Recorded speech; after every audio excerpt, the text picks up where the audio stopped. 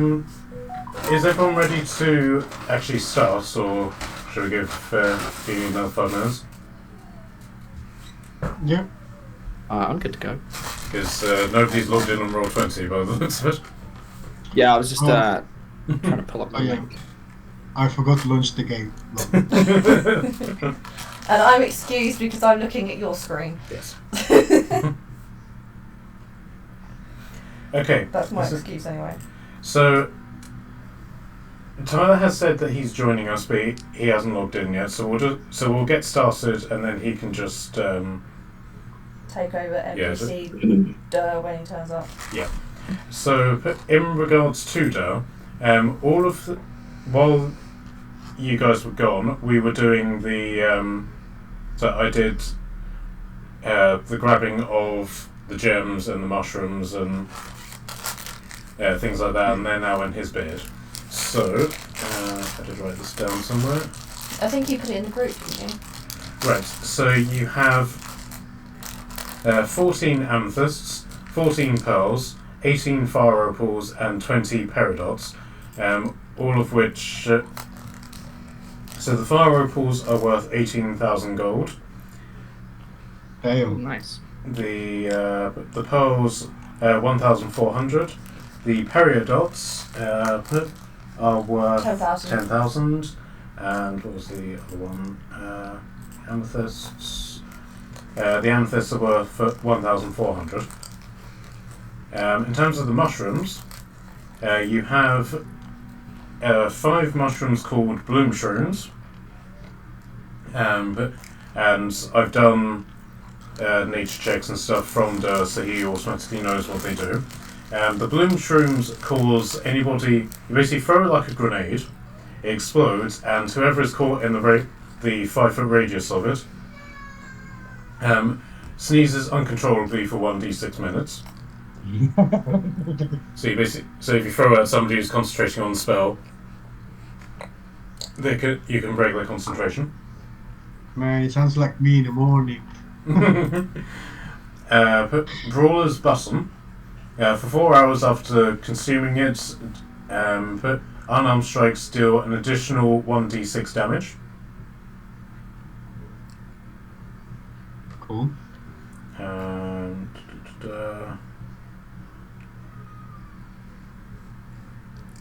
The other one's gone. Bride's Veil. It's basically the key ingredient in invisibility potions, but if you brew it into a tea, then you become invisible for 1d4 hours. Mm. Okay, so make use of a brewer's kit is what I'm hearing. And then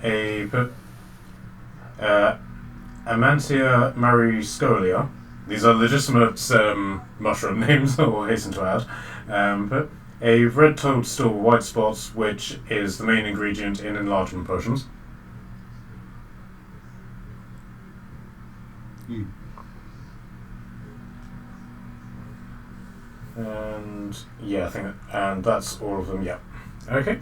So you basically take 20 minutes and does all of the checks of this, and you eventually head out of the cave, where you see the blue dragon in a heated argument with Tordum's green dragon. Oh, not again. But it's not quite at the point where they're coming to blows about it, but given that they're dragons, it's pretty clear that they're getting there.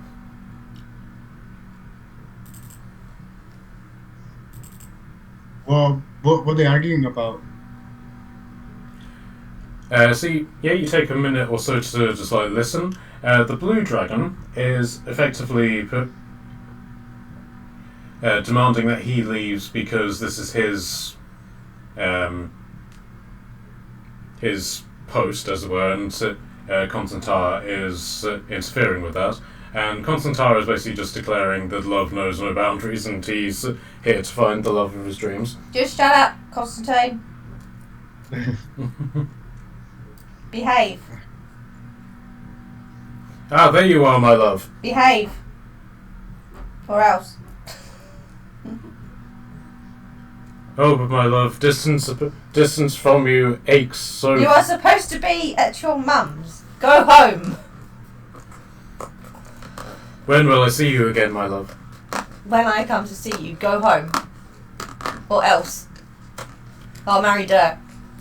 Yeah, ooh. He's gonna break up with you. No, you must not. I will fight him for you. Then go home. Do as you are told. Alright, so I'll do a persuasion check with advantage in that regard. or At least their Tyler turns on and what's going on. Or shall I add an additional skill of dominatrix? No.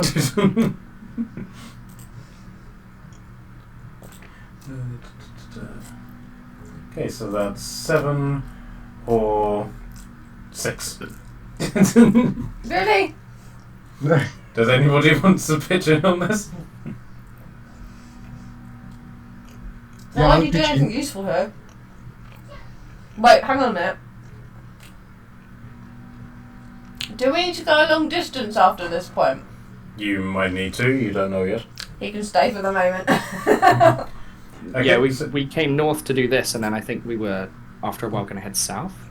Okay, so Kredos, the blue dragon guardian, is like, so you have returned, and he very much just shoves Constantine out of the way.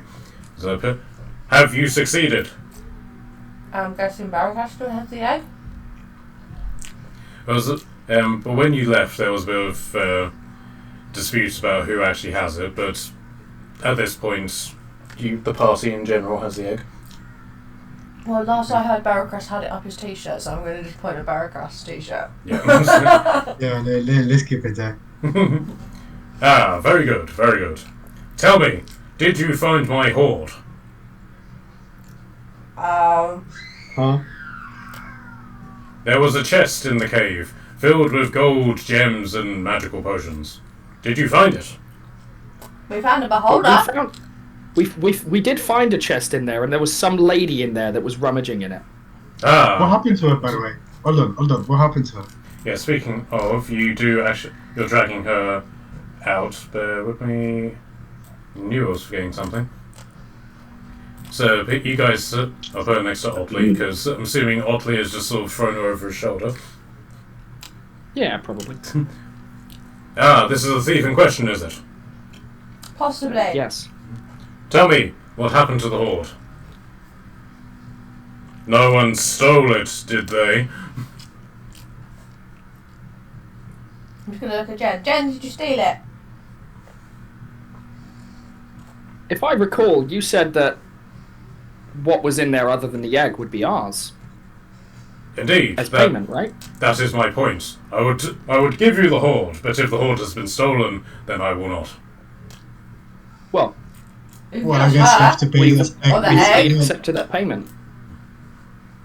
So we have anything in there, right? Okay, so... Can I check Jen's pocket? I guess that's legit. Okay, so for the record, you guys have got the hoard and it's in Dur's beard, and then potions you guys distributed. So are you going to try and keep from him that the hoard that he was willing to give to you? Oh yes, absolutely. Otley's happy to be honest and just say, like, we did take it, but that's because you told us we could. And also, he did tell us he's too big to go in there and get it. Question. Yes. So I'm just, If you're too big to go in the cave, how did you put your hoard in there and your egg? I brought the hoard here with me, as dragons do. As you can see, my token is on a large pile of gold. But then when I realised the situation, I buried the hoard in a secure place, or what I thought was a secure place, and flew back to the capital to ask for reinforcements. When I returned, the hoard was gone. But how did you get your egg in the cave? I didn't put the egg there, the thieves did. You didn't say that. I didn't think I needed to say that. You implied that with your home. No, this is not my home, this is a random cave in the middle of nowhere. So is this your egg? No, I am a male dragon. Unfortunately, I am not capable of laying eggs. I don't know, you could be like You can fertilise seahorses them and though, you right? raise the egg because mama's gone through all the work of, laying the egg. No, those are bronze dragons. I don't know, I'm not a bronze dragon, am I? I'm green. Yes. I'm not a dragon. Yes, you're green, my love, like me. We're made for each other. I'm also yellow and red. I have yellow bits too. Do you want to show you where you got the red one? I'm sorry. Not quite, and unless my love asked me to. What? Jumping on another situation. Yes, the horn. No. To be honest with all of us, we didn't find the horn as you asked. But we did find the teeth. Or a thief, we killed the others. Okay. Yeah, I mean this is your the things that you were looking We're for. taking this thief as payment. Or part of the payment. Because technically you said we could have anything that we found in the cave that wasn't the egg. Okay, can I get a deception check from you, Barracus? I bet you Yes. guys are all trying to No. deceive him. I'm not, I'm saying I'm just taking, be honest. my payment is her. Okay, I so want it paid to her. Or you so- can pay me in dead bodies and I'll eat them. okay, so the difficulty for this has been upped, given the contradictory nature of everything that's been going on. Oh come on. Okay, I'm gonna use a hero point. Okay. What did you get initially? Well, it was a 16. Okay, that Now it's a 21, but can Okay. I add up D4 give by... well, 21 would have been enough to, but effectively stop him from becoming hostile to you. He's still suspicious as to, not necessarily the fact that you've stolen it from him, but why you're hiding the fact that you've got the hoard that he was willing to give you as part of payment. I don't know what you're talking about. But he's more concerned with the safety of the egg. So he comes over to you guys and, standing on 3 legs, holds out one of his hands for the egg. Sorry, people, I just completely forgot. Ilo? Hello. Hey Tyler, you're fighting to the death with the dragon for Torden's heart. Oh, fucking hell. I was just chilling and watching TV. Let me just get into it.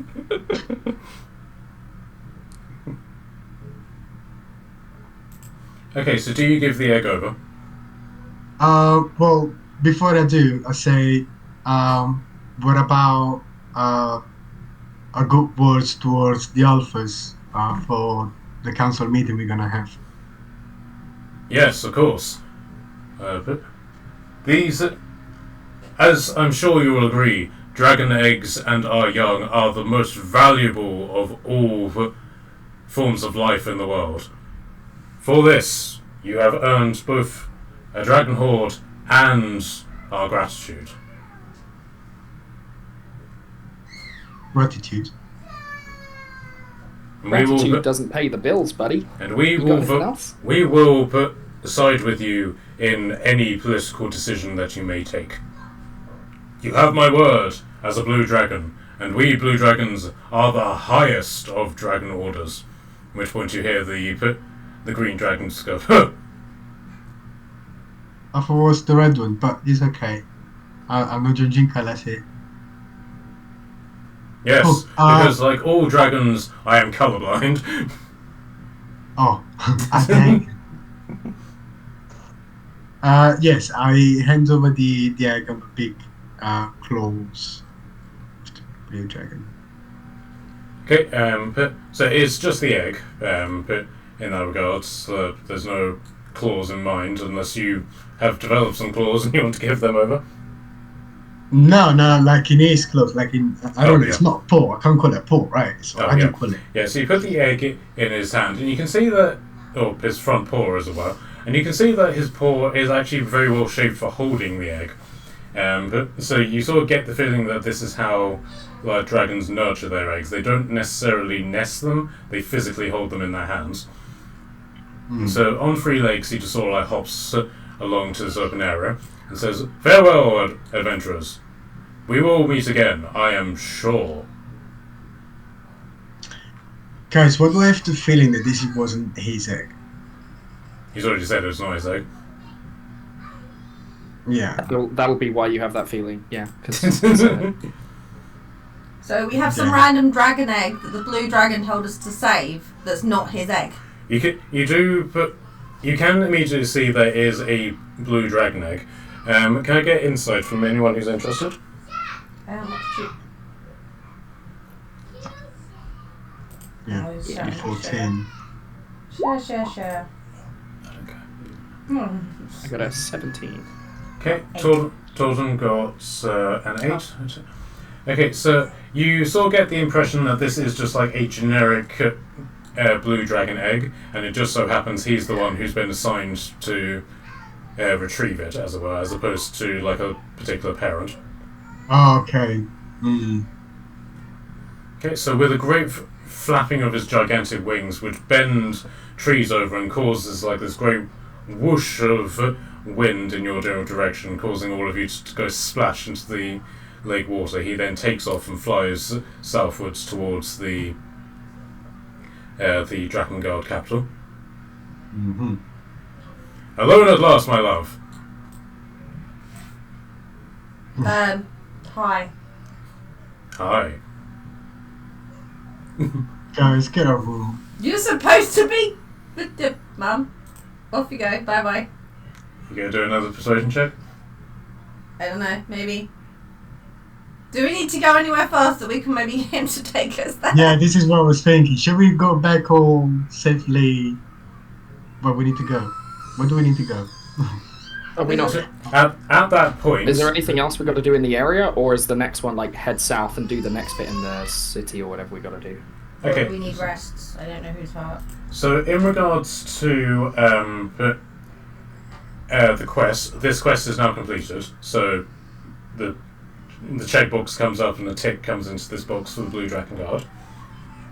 But in regards to what to do next, Doe, are you with us? Yes, or are you still getting ready? Yeah, no, mate. Yeah. Okay. So from the beard, you can hear a vibration from your sending stone. Oh. Who Doe does? Yeah. He'll open it up and put his hand inside his beard and pull it out and throw it at Barracas. Like someone's calling ya, and I'll launch at him. I thought it was something else vibrating. Hello? And then so you just hear this pause, and then you say, okay, I see in hindsight that calling you in the middle of a battle might be problematic, so are you in the middle of a battle? No. Okay, good. Okay, excellent timing on my part then. So, Thanks for asking. do you have the Jen in custody? Or have you bashed in her brains? Or both? Why? Well, it just so happens that seeing as, I'm not the traitor... did you hear that, everyone? I'm not the traitor. Yeah? Yeah? Good. So, seeing as I'm not the traitor, and, she is, and, very clearly is the traitor, but I figured it would be interesting for us to hold an emergency council of the Alphas. Oh. We need to tell them that it's not Jen. We figured that out, didn't we? And She has a mark on her cheek. And seeing as, Jen is the traitor, and not me, but it would be useful for you to bring the traitor Jen to... Can we interrupt? Yeah, sure. You can try. Yeah, can we interrupt and just point out she has the snail mark on her arm, so we don't think it's it. And Frank doesn't acknowledge her as someone that holds a contract with him, so it's not likely not to be the real Jen. Oh. So you mean Jen isn't the traitor? Obviously not. They've somehow cloned her, I suppose? Yeah, we don't really think it is the real Jen. Okay, so as you say this, the sending stone's volume just sort of goes into overload as you hear this definitive cheer from the background of everybody around them, and ugh, you guys have now cost me 10,000 gold. Oh, damn. Well, we don't know yet because maybe Jen is and she's sending clones out of herself and she's like the big bad hiding in the den and stuff. Oh yeah, excellent point. Okay, guys, it's possible that she still is the traitor. None of you are getting paid. You may now share. Does that mean I get paid? Not you. Oh. All right. Well, so, if we're doing this meeting, is she coming as well? yes, We can directly confront her. Then. yes. Just Bring like the that. yes. Bring the Jen who is most likely a traitor, but not yet confirmed a traitor yet. But the fleet has arrived on the coast of Omen Septas. Kashan's already here. He seems a bit empty-headed, but Kashan is here, and the rest of us are here, and it seems that now will be an interesting time to do some exposition to the people who have arrived and don't know the full story, who I have no concept they exist yet. Nope, you do because we told you on the last phone call. Yes, that is true. But if you want to make your way north to the coast, and then we can reconvene with all of you and find out what the hell is going on. North to the coast where? I mean, it's an island. I'll ping it on your minimap. and Okie the location just sort of springs to mind. I don't suppose you guys have any way of getting here in a hurry, do you? Maybe. Do you want to right now on this instant? Well, the sooner the better. But yeah, don't do anything overly disruptive, you know? Daryl speaking. How far away is it in miles? Okay. Yeah, I was going to ask that. Let's jump to the map. So you guys are here at the base of the mountains. He's basically... The ping on the mini-map has effectively gone there. Okay. Would we know how far that is in, like... Just in a straight line. This map? Just in a straight line, just shy of 16 miles. I could get us there in 17 minutes. I could also get you there, my love. But could you do it in 17 minutes? Also, how can you get us there in 17 minutes? I'll turn us all into wind. We've done it before. I know you weren't there. I really don't want to be a cloud. But you don't want to be a cloud, then. And to be fair, it's a 6th level. If spells were levels, it would be a really high one. And I'm really high. I don't really know what's going on. I've been out of it for a few days. Just tell me what you need from me. I'm gonna sit down. I will take you there, my love, because I love you. I mean, it would have been cool if we were on the blue one, to be honest. The blue one kind of But I'll buggered up. take it. Hang on a minute, we've still got the dragon egg. No, the dragon has the dragon. egg. Okay. No, Yeah. I take missed it that away. point. Bastard. I can fly 80 feet in 6 seconds, which in hindsight is probably slower than a pigeon. But still, I can take you there. Well, to be honest, it's better than an entrance the way it's nothing. But if I get a lift on the dragon, why not? Fine, you can take everybody though, yeah? Yes. You take us all to the north coast. Some of you can hop in my mouth. No. Yeah. No eating people. If I'm not allowed to eat people, you're not allowed to eat people. Very well, my love. All of you can clamber on my back. But you, my love, I will hold on top of my head, so I can look at you. You need to look where you're going. I don't want to crash. Yeah, you need to see where you're going, mate. I can multitask. No, you really can't. You're a man. Hey! Do you want me to get this dragon to take us there or not? I love that only one person objected to that. I think they all agree. I'm trying to get this dragon to take us there. I would have spoke up, but I've got ADHD and it's that which can't make me concentrate. I don't know if it's the man thing. It could be both. I mean, yeah, me too, man. I either can't concentrate or I concentrate way too much. Yeah. There's no in between. Yeah.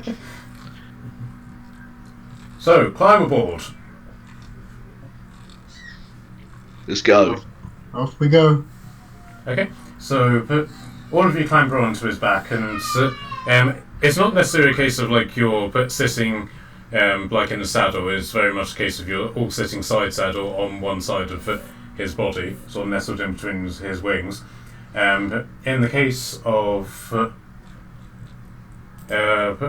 you're now normal size, aren't you, Oddly?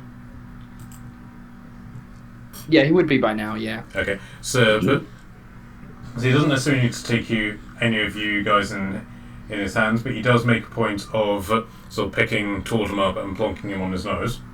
Seriously, concentrate while you're flying, and I'm gonna like make the point of climbing down. Sort of like onto this ridge bit on. Yes, at least I'm not in his eye line. Okay, right. I'll sit here if you're that bothered, but you're looking where you're going. Very well. Yeah, you can talk to her. She'll still be close for you to talk to her. That's good enough, right? Very well. I shall recite a poem which I have worked on describing my love. Please, no poems. I am against poems. They are offensive in my culture. Well, they're a good thing in my culture, so I would love to hear this poem. Fine. Guess what? You can be the love of his life then. Considering I'd that. rather not. You nearly were.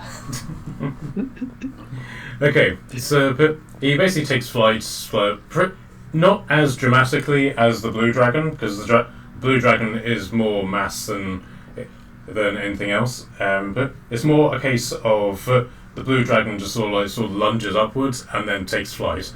And as most of you have experienced before, he doesn't necessarily fly. He more just sort of like undulates like a worm through the air.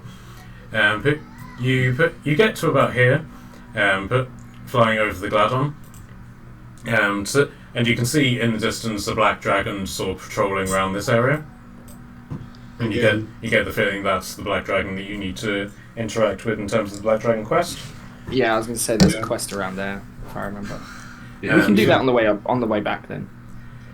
We saw him. We spot him on the way to go to Minas Happiness from the north. Yes, that was months ago. Yeah. Yeah. I mean, for us, Because we were going to go past Amandrak and Minas Epidas and then follow the path up to Gladden. But I guess we've got to go here urgently, so... Yeah, if we're there now. We'll do Gladden and then backtrack for the other missions then. Okay, so you come to the coast, and the first sort of thing that you can really see about the coast is that it's filled with Viking longships. But there's a fleet of round about 60 ships. Would I recognise them? Yet you will immediately identify these as... there's ships of various different flags, but the majority of them are of the Lord of New Asgarth, Hyrok the Elder. Okay. There are other sort of smaller groups of ships from the various lords that you would know about. But one of the things that you notice very specifically is that 20 of the ships bear the symbol of Arna Shieldbitch. A very potent warlord who, as far as you're aware, has been exiled from the Clinging Isles and been exiled for some time. So you're quite surprised to see those ships. Are they from north of the border, same as I am, Yes. originally? Yes, all of the same. Okay. Basically, these ships come from where you come from. So would I be able to maybe roll a history check to recall anything any stories about them, why they were exiled? Yeah. History check with advantage, because it's a very well-known story. It's an 18. Okay, so Arna is the daughter of Hyrok the Elder. Hyrok the Elder being the king of New Asgarth, and multiple times she has attempted to usurp his throne by effectively challenging him to death by combat, and then losing. Hyrok then spares her out of a sense of fatherly love, but because she's lost the duel, she then gets exiled. She then returns to try and reclaim death by combat again, loses again, and then departs. And this happened a total of 3 times, as far as you know.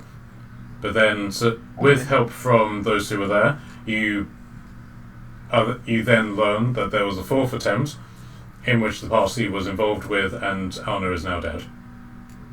Yeah. Oh, okay. Someone was about to lose a hand and a head. Which was great. Great times. And then moving on to like the party story of this, like you guys just chat amongst yourselves in this regard. Anna was involved with the BBEG and had effectively assembled an army of werewolves to try and take the throne back by force. The party intervened, defeated her, and she was executed. Her fleet, which was loyal to her specifically, was in hiding, and a great expedition was launched by Herog to find the fleet and bring it to Minas Epidas, where the party just happened to be, because the captain of the fleet after Anna refused to acknowledge the change in power, and by virtue of the fact that a member of the party killed Anna, would only transfer power from them, and that was David's sort of like storyline, which he then left. So Kasham went off to claim the fleet, which is now basically what's happened. Okay. So someone new owns the fleet now. Yes, a member of the party who is now no longer with us. Okay. Okay, so you see all of these ships in the distance, but one of the things you also notice is that their presence seems to have sparked a response from the elves, as a war camp has been assembled both on the beach and on this hill, or series of hills, leading to the beach. And so you can basically see that the war camp on the beach is Viking in origin, and then the war camp on the hill is Elven. Okay. So Constantia basically lands effectively in the middle. So you've got the camp to yourself, and then the cliffs leading down to the beach to your north. There's a small unit of about 20 high elf spearmen who basically just watch the dragon land. Everyone disembarks, and then the leader of the group, rather half-heartedly, goes, "Halt! You can't be here."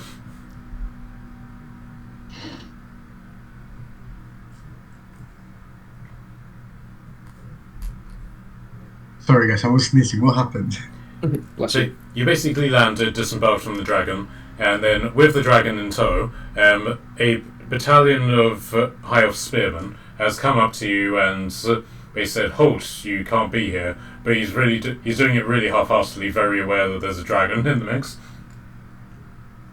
Yeah, I look at them, I look at the dragon, I say, "We alphas, we are alphas."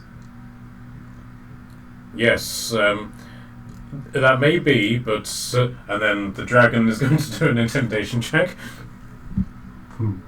Go on. Okay, which the guard and all of the soldiers fail, because it's the 120-foot radius, and then basically says, "Move aside. This is Dragon Guard business as well." And the soldiers all just like part to let you past. In the case of the sort of like sergeant, it's more a case of he is genuinely frightened. The others more do it as just a point of we really don't want to fight this dragon for any reason, and also the dragon has higher rank than us, so we're just going to do it for the sake of surviving. And you basically journey down the pathway to the beach where the war camp is. Oh, damn it.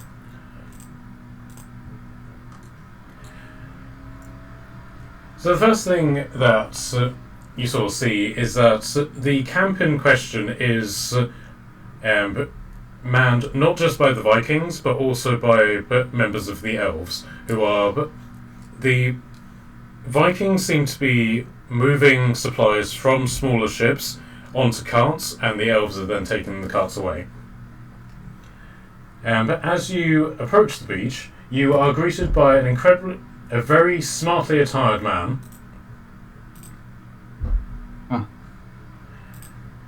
Greetings, sirs, ladies. It is most agreeable to see you again. Good evening, George. Good evening. What this is about? Well, as you can see, there is considerable commotion in the area. However, I must extend my greetings to your comrades. To Der Revian Otley, he gives a slight bow. Otley would just kind of nod and reply. Go to bed. Acknowledge him. Go to bed. Many of the alphas are present, including Lord Birch, the Lady Clarissa, Master Scroll, Sir Stick, and your draconic friend. Also, members of the Lost Wolf alphas are here as well, and amongst their company is also the Naga Dave. Yeah, very. How to not spot it. And may I also point out that the wolves of the Lost Wolves are also here. At which point, a tiny little puppy of a wolf comes plodding over to you, really uncertainly in the snow, and lets out a "Ow!" at you, being so young and unable to actually howl. Oh, how you do, boo. At which point, a half-elf woman comes over and just sort of scoops him up, accompanied by a wolf which is sort of sticking to her hip. He's like, "Oh, good, you're back."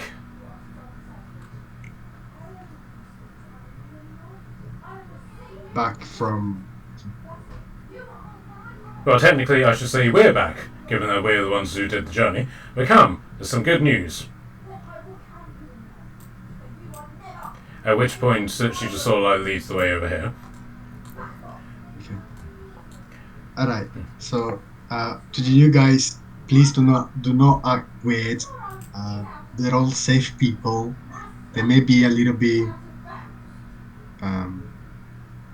how can I put it? I don't want to say unstable, because unstable is not the right word, but mind your words. That's what I'm saying. Especially since there are children in the area, sir. Yeah, children.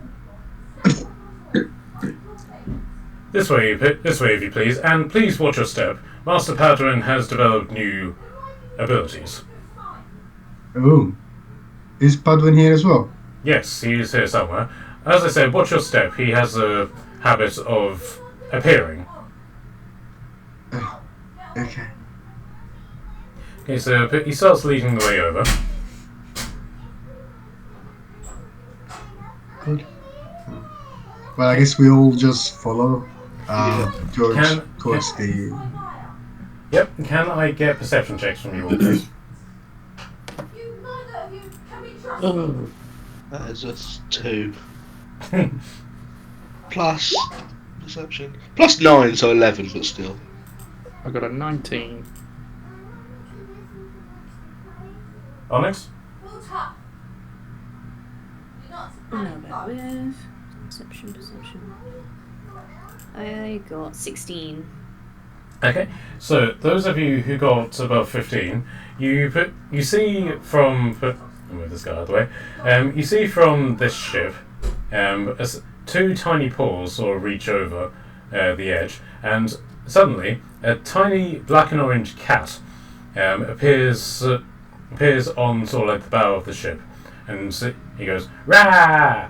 And you can see that he's wearing a little backpack or little leather belt around his around his middle, and then out of that, seemingly formed from just the air around you and air around him in the sand, this sort of comes together and forms a little cannon on his back, and he goes "Rah!" and it fires. And the recoil of said cannon is so powerful that it sends him flying backwards and out of sight. Oh, I missed him. Where did you get that fame? I want it too. So Padwin then comes rushing over. "Hello, everybody." Hi, Padwin. It's been a Ooh, while. what's that? Oh, God. What's that? Can I turn into whatever he is? Yeah, he's literally just a kitten. Yeah, I'll turn into the same. But green. And with a beard. Yeah. Only a little cat beard though. Okay, so I'll just move you over here, and you become a green Padwin. Yeah. Ooh. And then I didn't know I could do that. I'm gonna run off over, I don't know, somewhere and start fucking around like a cat does. Come back in. Yeah. Just running around knocking cups off of tables just to be. Yeah. In a cat twat.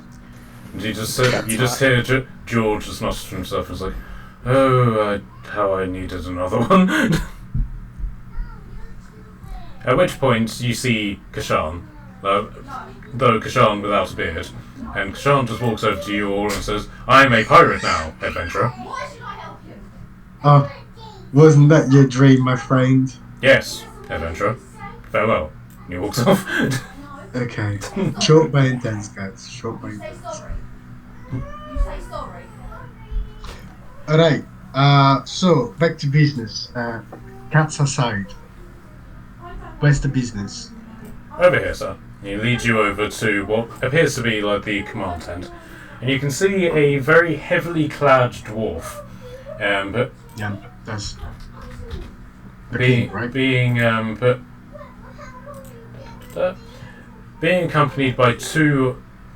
He's a dwarf, so he's shorter, but then next to him are two absolute giant men, and done up in the Viking berserker sort of attire with two giant battle axes on their backs. And so as you're led over, a hooded figure in sort of very practical and very belted leather armor comes over. Is that? Ah, good. We were getting worried. So, the Torten, Onyx, and Barakas, you obviously know this. So Otley, Revi, and Durr, can I get either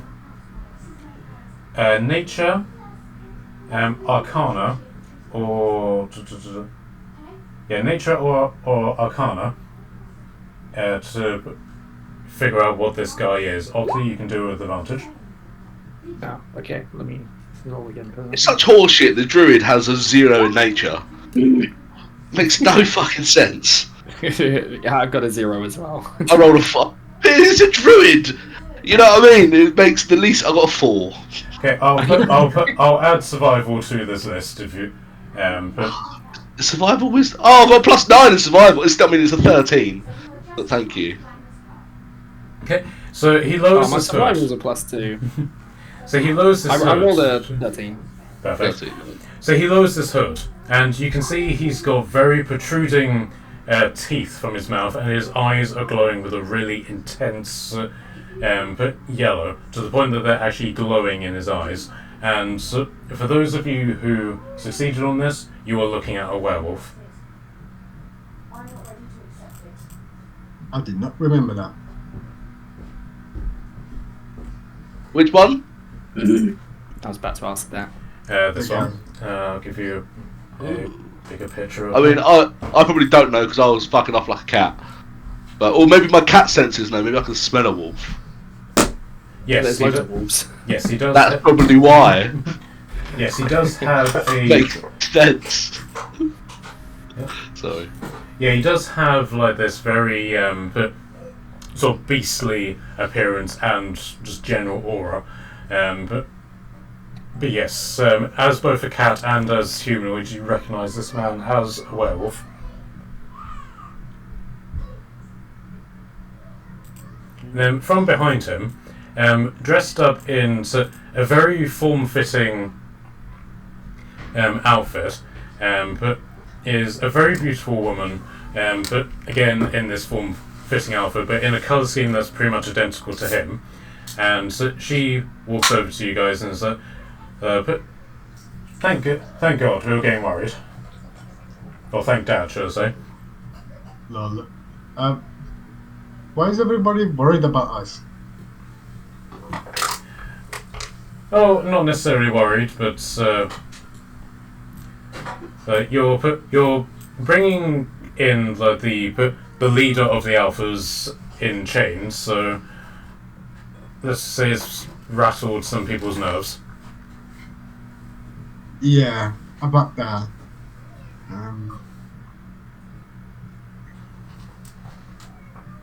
Do we really know if he's actually hurt? Well, that's why bringing her alive was required, and she basically calls over, Dave, could you give us a hand? At which point the giant snake with 2 arms and dressed in a very fancy doublet comes over, and slithers over to you. Hello. Hello. Hello, Snake Man. It's nice to meet you. I will take that.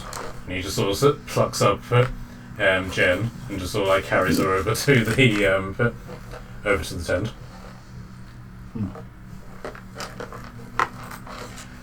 But we have some new faces here. Yes.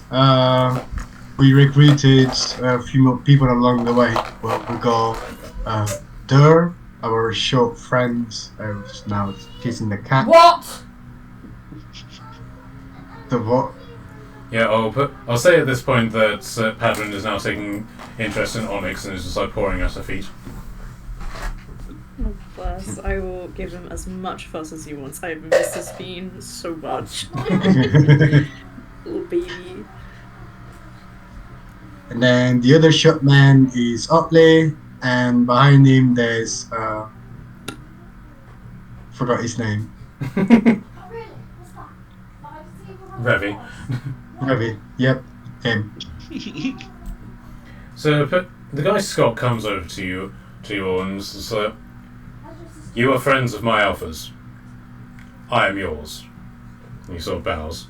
So it gives you sort of like a half bow each. Is that though you may wish that you weren't. Give a little cat bow back. And in that regard, my friends, as friends of the Alphas, you will need these.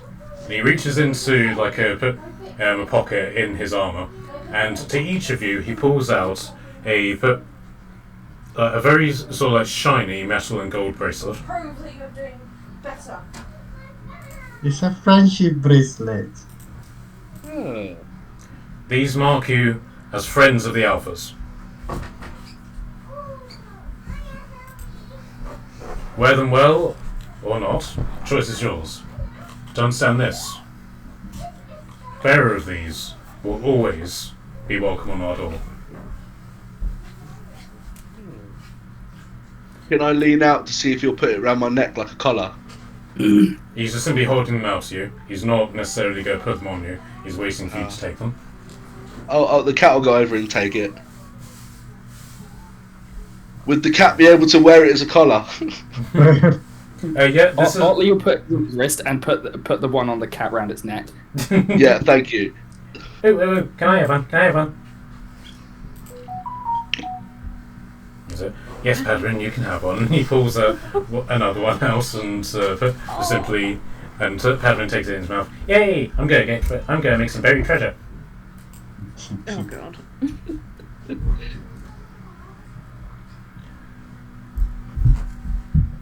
So tell me, have any of you ever considered joining the Monster Guild? I have to talk, aren't I? I'll transfer back into. I'll turn back even while check back into Dare. Sure. Does the bracelet choke me?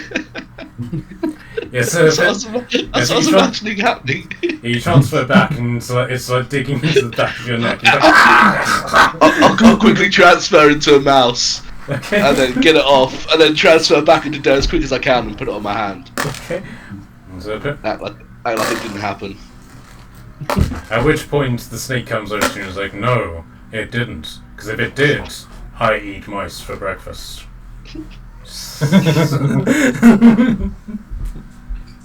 That'd be funny. Maybe not this mouse.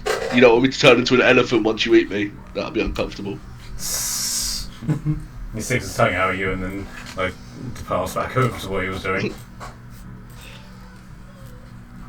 There, I've got a question for you. Go on. Have you ever white shape inside of a creature? They have completely. No, I really wanted to, but I was thinking about it with a dragon. Like, what if I turned into like a mammoth while I was in its throat? Would it like choke it to death? I'm know. sure it just explodes. I don't know. They're pretty fucking strong on like a dragon's neck. It might just like crush me and like kill me. Yes, I don't know. we are. What if they're like a snake neck where it like expands loads and it would just you'd just be still in there? You mean But would like it like mine? but would it choke it? Would it asphyxiate it? So like if I stayed in there long enough, would it die? Well, like snakes don't choke, do they? They just like. So if it's like a snake, it probably won't. But if it's not like a snake, it might. So in Well, that, I'm sure you can kill it from the inside. So in that regard, you look at Constantine and you see that he's out of all of the dragons, the green dragons are more snake-like than all of the others. So the blue dragons are more like rhinos, and those of you who have interacted with them, the white dragons are more like cats, and the red dragons have more like a lionistic way of doing things. You haven't yet really seen how a black dragon works, but you can see that. If you were to do this against the green dragon, it would probably have, as you say, more of the snake resistances to it. So Constantine's arrival on the beach sparks like a mass panic amongst all of the Vikings, and they're like, "Dragon!" Oh my god, the dragon! We're not going to try it. Sorry, we're just hypothesizing. I don't know. What that says. Do not fear, he says like in this really menacing voice, for I am an ally. For now. Behave. Yes, my love. So Scott just like, looks up at the dragons and then looks to you guys and is like, okay, someone has some sort of explanation to do. I hit it with a remove curse spell, and somehow that meant that the fact that it was in love with who we saved it from now means it's in love with me. I see. Is that all? Yeah, and it won't go away. I love you. Case in point. Okay then. How about we all go into the command tent and talk? Can I dismiss him and send him home, or do you have a use for him? I can probably think of several uses for a dragon, but I'm not sure any of them apply right now. Oi, go home to mummy. Okay, I'll do a persuasion check with you again. Doesn't he think you're his mummy though? He's not going to stay with you. No, he's just in love with me. Okay, so she got a 13 on the persuasion, which is enough for him to leave, but you can sense that he is going to Probably come back. reappear. He's probably going to get about like halfway down the. At least he's gone for now. That's all I can say. Yep. So he's going to take wing and Go away. fly away. At which point, Pam goes, "Ooh, I can do that." Don't And fly away, Padwin. You'll and- make Onyx cry. And he turns into a minuscule kitten-sized dragon. Don't make Onyx cry when you do that. I'm a dragon. Oh my god. You're a wonderful dragon, Padwin, but don't fly off, okay? Now is not the time to fly off. Okay, so okay, and he starts flying, and you can see that just flying sort of like 5 feet off the ground is a little bit difficult for him. So you don't really see that he's got any sort of like problems with flying away. It's more a case of 5 feet is the highest he can go. Oh, bless. Okay, yeah, we don't need to worry about him. He's fine. So George is waiting by the Lord, who's been flanked by these berserkers, and he said, "May I present the Jarl Hirok the Elder?" Is this the same dude from before? Yes. Okay, just checking. Okay, so oddly,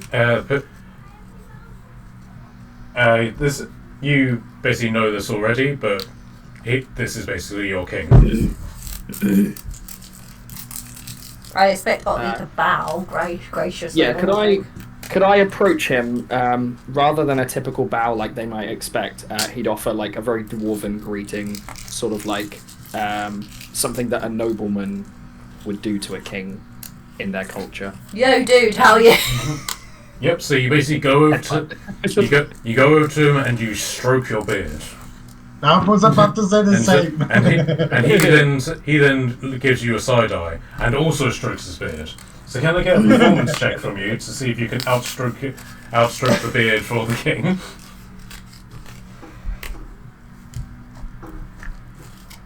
Sorry, what was that? Can I get a performance check to see whether you outstroke the beard of the king? That's not something I expected to be happening. I have a negative to this roll. Kids' headbands. Oh are shit! cool. We found a stroke off. I rolled a nat 1 with -1, so I got a 0. Okay, but you've more got like your beard isn't substantial in comparison to him. His one basically goes right down to his knees. So you sort of like just stroke your chin. He works his hand right down his beard, and satisfied that this dwarven beard off has been concluded. He then places his hand on his shoulders and gives you a headbutt. Otley will kind of return that. Yeah, so you sort of just like me in the middle and just go dunk. Yeah, hand on the shoulder and kind of like butt heads a little bit, not aggressively, but a bit of a greeting. Yep. So, greetings. Well, Greetings. it seems that we have paperwork to deal with. Paperwork? Yes, meetings are filled with paperwork. Do you have any idea how depressing it is for a warrior to do paperwork? Don't be king then. Not really, no, because I don't do it. Excellent. You're my type of person. Come! Sure, I'll follow him. Okay, so are all of you heading into the tent? Yeah, I guess man. so. Okay. Right, so this is the map for the dragon tent that I used a while ago because I couldn't be asked to make a new one. So, That's okay. so you head inside the tent. It's what the local pop-up, you know, like the preset camping people have. Yeah. It's like a pre-standardised pop-up. Okay, so you all head inside the tent, and the berserker guards basically guard the entrance to it, as it were. But a load of other people come in with you, and I keep forgetting to put Jen on the map. Sorry, one sec. Probably because you thought we'd kill her. No, probably just lazy. So a number of people come in with you. Also, all of the wolves and the snake and Padwin and the wolf cub. And Padwin immediately comes rushing in and jumps onto the throne, which is in this tent. Hirok then sort of comes over, realizing that Padwin's beaten him to his throne, and effectively goes and then says, "Everybody, bow to your king." What? I've got no king, thank you. Is anyone else going to bow to Padwin the king? Yeah. I'll give a small bow to entertain Padwin. I love the boy. Yeah, sure, I'll do the same. I'll bow to a cat any chance I get. And as my first decree as king of the who are we again? Alphas. The Alphas, I decree that chocolate be a breakfast. So sound decree, sire. Well done. Do you provide the chocolate? No, everybody has to pay for the chocolate except me. I don't know what pay means. Then why don't you give us chocolate? Yeah. And not worry about the pay part. And so Hero basically says, "You heard the king. Bring chocolate." What? And then he just sort of like comes over to this table, over to this chair, and just lounges on it. It's like, good to not be the king. There. Okay, so a number of people have joined you in here. The woman with the wolf cub, who seems to be particularly muddling the wolf cub, has come in. George has come in. Scott, the woman who was with him, Clarissa. A guy in what is effectively stereotypical paladin armor, with a winged helmet, comes in as well. And then a very muscular, tall human, who is basically just like decked out with long swords, spears, and javelins, just on various aspects of his body, but also comes over. And then a number of. Originally, you thought that they were just random Vikings, but then a number of other people come in as well. So you've got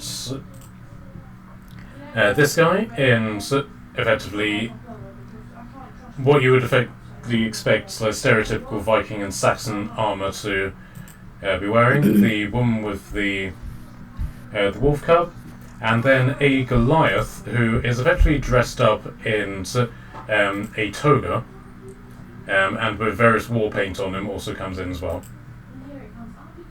Blackguard. Did we met Blackguard before? Yes, he was one who handled your Alpha Mark upgrades. Yes, okay. And so you enter, and Dave comes in with Jen over his shoulder and just sort of plonks her on the floor. Have you covered her mouth when you bound her, or is she just manacled? No, of course. After the tragic that happened before with the wizard, of course we did Okay. cover them up. All right then. So the chocolate is brought in, and Padwin's still sitting on the throne, and he's sitting on it with the little wolf cub, and they're just sort of like playing paws with each other. And so Scott then says, "Bear with," and he's working what looks to be something akin to a sending stone, but he's tapping it in his hands. So bear with me. This thing has not worked in a long time, and then you just hear it sort of power up. And he's like, "Oh!" He throws it on the floor, and then out of the stone, a holographic image of a scantily clad woman appears coming out of the stone. 18. All right then. May I remind you that what we will be discussing here could very well be interpreted as treason. So if any of you have any misgivings on that concept, you may leave, and nobody here will hold it against you. Gotcha. Okay, so there's like a long silence. Nobody leaves. Very well. Alphas, friends. All of you are warriors and people of great respect, renown, and loyalty. I salute you. And he holds up his fist. And so, the alphas who are in the room, so Blagrog, Stig, Jason, all of them, they all salute. So Barakas, Onyx, and Tordum, do you salute as well, being alphas? Yeah, I do a very shy, underarmed one. It's like when you go to church, you don't really pray, but you part of it. Sure. Okay. So he put a moment sort of comes down. So first off, and he gestures to all of you. I would like to say, or rather ask, Do you have any idea how much of a pain in the arse you are? But who? Us? Yes, you. Why? What did I do? What did we do? Yeah, what did we do this time? Yeah, this time. That's my point. Whenever this crisis emerged, I decided to call in a new generation of alphas. And everybody who was privy to that idea said, no, it will be a terrible idea. And guess what? You have proved me right. And everybody will suffer in that regard. I will remind all of the people who doubted both me and you that I was right. When their first child is born, I will remind them that I was right. When they are married and enjoying their love, I will tell them I was right. You have condemned everybody in this room to a non-stop reminder that I was right. I hope you're happy. Who's saying that? Okay, so I'll allow everybody to do insight in this regard.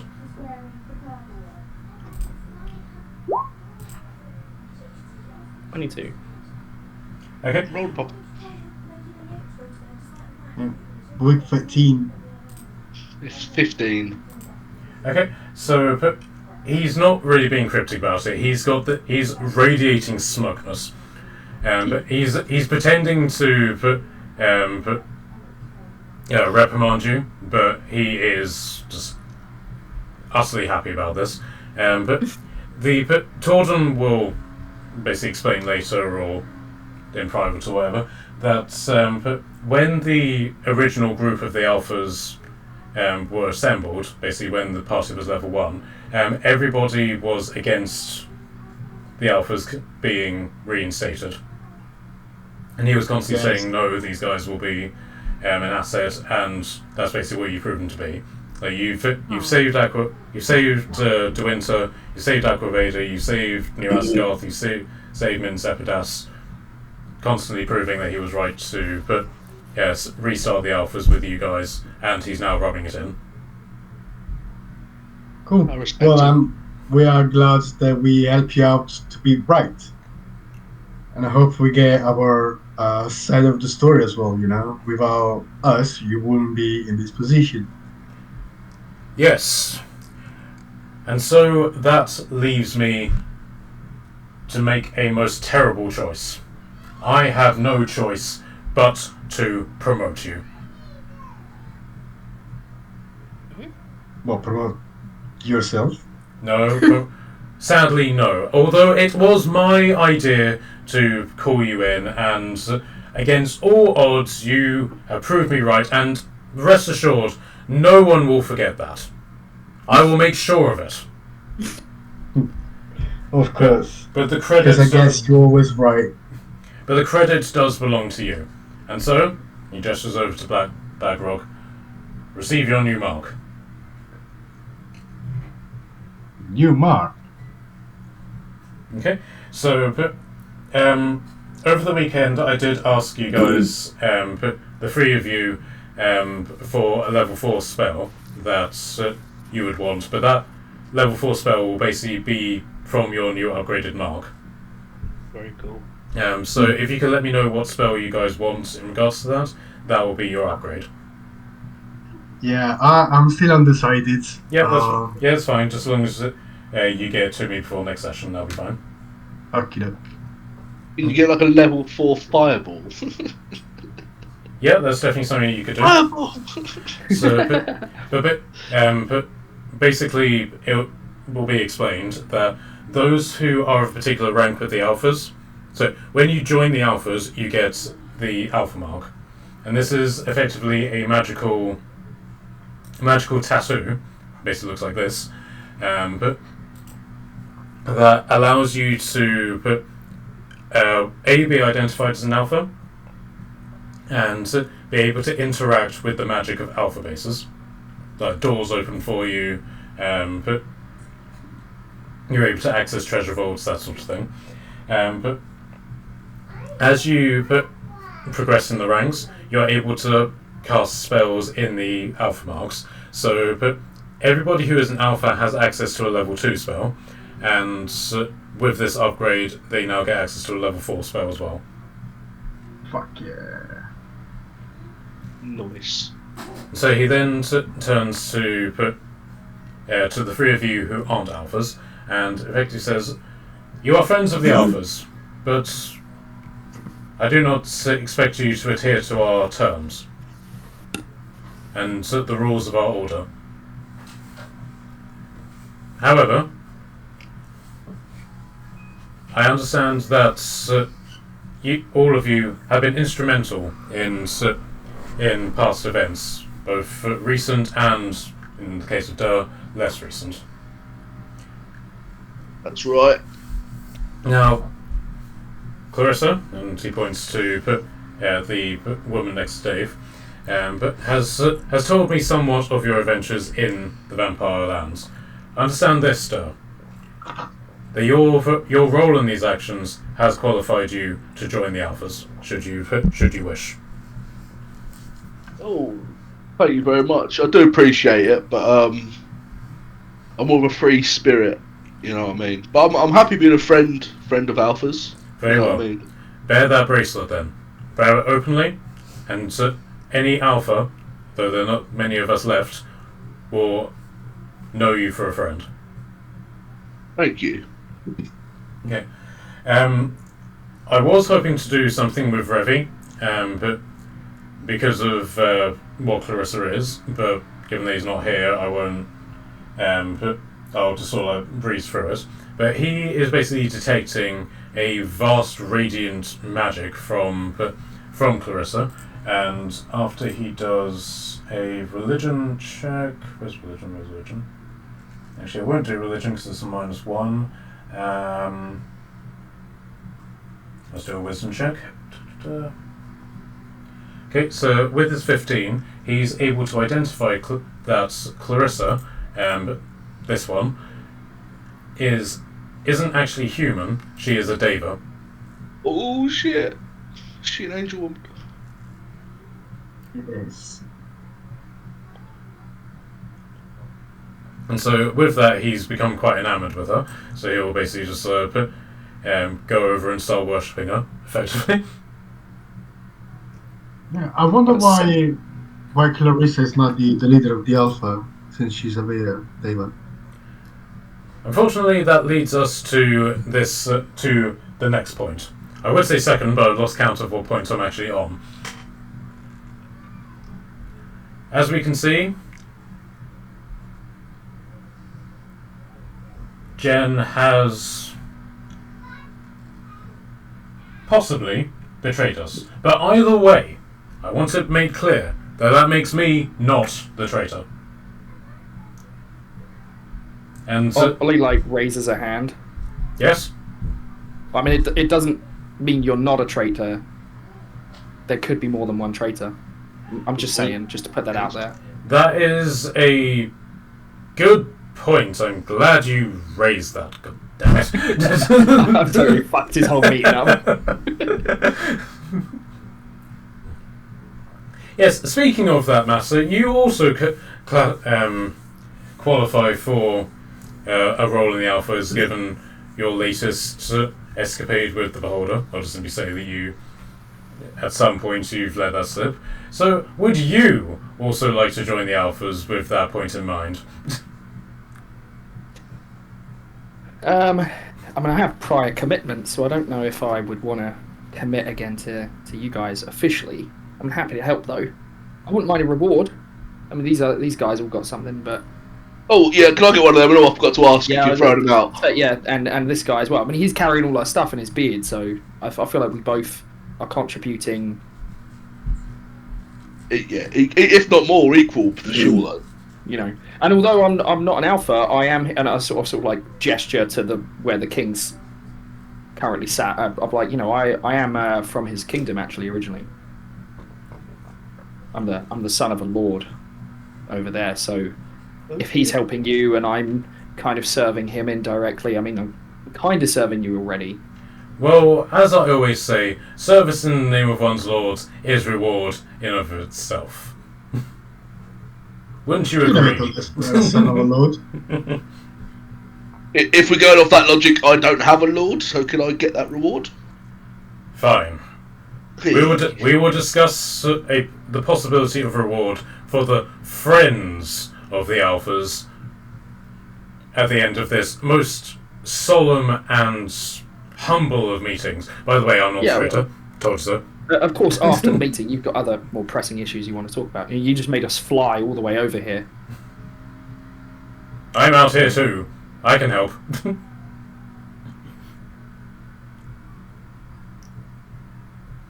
Dragons is made to. You're supposed to go home. Very well. Very well.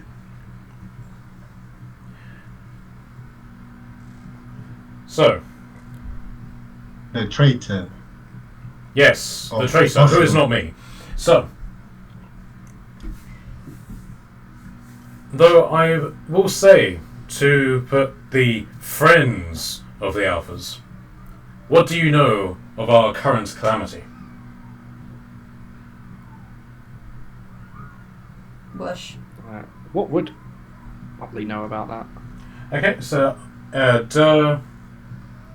Oddly and Revi, can I get a history check from you? I got a 4.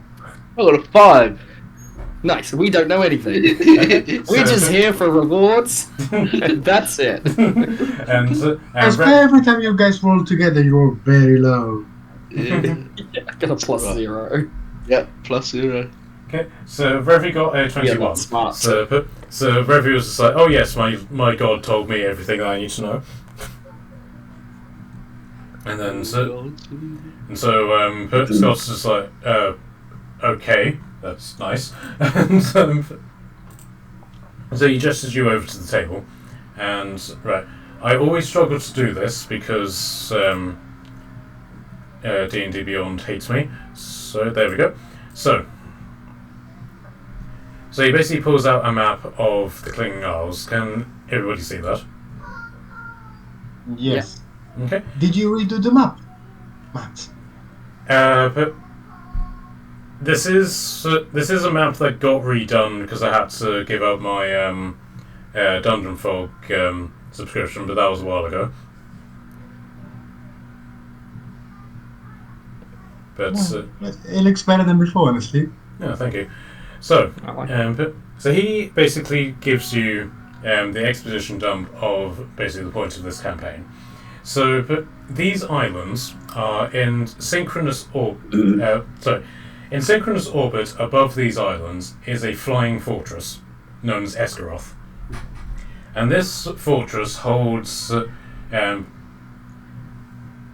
world's most powerful beings who have at some point had something akin to death, whether it's of old age or they've been beaten or something has basically occurred to stop them. And what sets these people apart is that if they did die and they went to whatever version of hell they would apply to them, they would become an asset to the demonic forces. And so instead of granting them an afterlife, the gods curse them with immortality and imprison them in Esgaroth. These are things like necromancer sorcerers or people who made pacts with demons and basically like really powerful bad guy characters. And recently, at this point it'll probably be about 2 months ago, there was a break-in at Esgaroth. And a number of warlords basically poured out of the fortress and landed in the Clinging Isles. The Alphas got wind of this, moved to the Clinging Isles, and that was when Scott recruited the original team, and now you guys, to hunt down these warlords and defeat them. And effectively send them back to Esgaroth in the hopes that they can remain imprisoned. Until they escape and get night in our luck. Yeah, so that is something that has been addressed and doesn't necessarily seem to have a solution to it. So at the beginning of the campaign, the team battled a Wendigo in De Winter and defeated it. They then journeyed to Aqua Veda and defeated an Atlantean warlord who wanted to destroy the world with a giant tidal wave and a kraken. He was defeated. They then journeyed back to Northwick, and it was effectively established after the fact that the warlord who was in Northwick was Jack the Ripper. But through various problems, he's now escaped. You journeyed to New Asagarth, where you found out that the warlord there was Fenris, but he's just wandering around and he's actually helping you, so you're less inclined to put him in jail. I mean, yeah, he's the reason I'm here. Yep. He brought me to the group. Yep.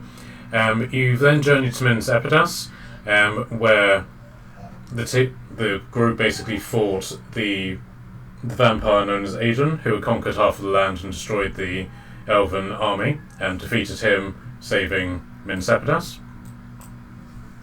In Athelorian, the forest is becoming corrupted, Athelorian being the land where the wood elves and druids live. There's a corruption occurring in the forest, but due to various events which I'll cover in a little bit, but they haven't heard anything further.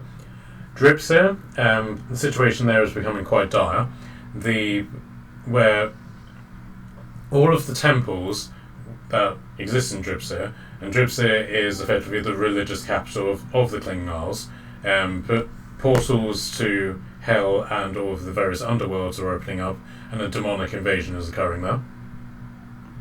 I forgot about that one. Mossy. Forgot about that quite seriously. Yeah, I kind of forgot about the demonic army that's marching across the whole place. But Motti Heston, which is the land of the dwarves, orcs, and dark elves, effectively is just like a giant mountain, but is experiencing several earthquakes, but very cataclysmic ones. And as the sort of events have developed, the Dark Elf Kingdom has effectively been destroyed, and you're effectively waiting for news on how that's progressing. So far you don't have that. In Gwyndersport and Equitane, but these places were effectively like sister cities, and were very friendly with each other, signing peace accords, trade agreements, that sort of thing. In the time of the warlords of Esgaroth arriving, these guys are now on the brink of war, and as the situation has erupted, they are now at war. Pines Reach has remained a complete mystery. Pines Reach is basically the shipbuilding land of the Klingons, so it's extremely busy, but for various reasons, no word has come out of Pines Reach as to what's happening. If anything's happened, nobody is contacting anybody, and anybody who goes in there hasn't come back. Good. And then Blue Moon Spire, but aside from the fact that it's at war with the Vikings, something has occurred there, and Scott has his theories on it, but because Blue Moon Spire are effectively enemies of the Alphas, they don't have any information as to what's going on there. And in the case of Wit, if something has happened there, again, because the Alphas are enemies of the Mages of Wit, they don't necessarily care if anything's happening there at all. No, we're going to take that one. That's going to be our little island one day, I think. So, I agree. it's full of dinosaurs and stuff. That's what I said. Not the dinosaurs, but that's what I said at the beginning. That's going to be our little island. Yeah. Okay, so but he then goes into sort of like what the current events are with what they know. So even though that you guys defeated the warlord at Aqua Veda, there was something of a civil war going on top of the problems of the warlord of Esgaroth, and an anti-elven paladin cult has effectively taken over in Aqua Veda, and are now declaring war on basically all elves everywhere. and from what they can tell, they're launching incursions into Atholorian. Now that they've conquered all of Aqua Veda. Are those the red paladins you're talking about? Yes. Fuck those guys. Okay. But with Dripsir, the invasion is now getting quite desperate, and the priests of Dripsir, who aren't military in any way whatsoever, have made requests to all of the different realms which. Fair. So That reminds me of something. When we went to the The cat just walked across Matt's lap and stuck her tail in his swamp while he's talking. fair. But she's sitting on his lap and it's slowly her tail was just sort of like edged closer and closer and closer. Just in his spot with it like bop, there goes the tail in the mouth. Fair. Right, so that I happened. did wonder how long you were going to get Pusher off your lap to stop her doing that. Yeah, so that happened. Sorry, McKenny, did you say something? He wondered what was happening. Matt, are you okay? Are you feel violated? No, I've just had a pussy in my mouth, so I'm fine. Yeah. Okay, so That yes, reminds me of something. the priests of Dripsir have now sent out like a general sort of SOS, asking anybody for any form of help. But there's no update on what's happening in Monty Heston. The situation in New Asgarth, thanks to you guys, and primarily thanks to you guys, is now secured, with Hirok the Elder now firm in his command, and the threat against his eldest son, Hirok the Farer, who you met in Aqua Veda. I suppose Torden would be the only person who remembers that. Probably, yeah. Yeah, but now safe to return. But there's been no updates in Pines Reach, and it's getting to the point that but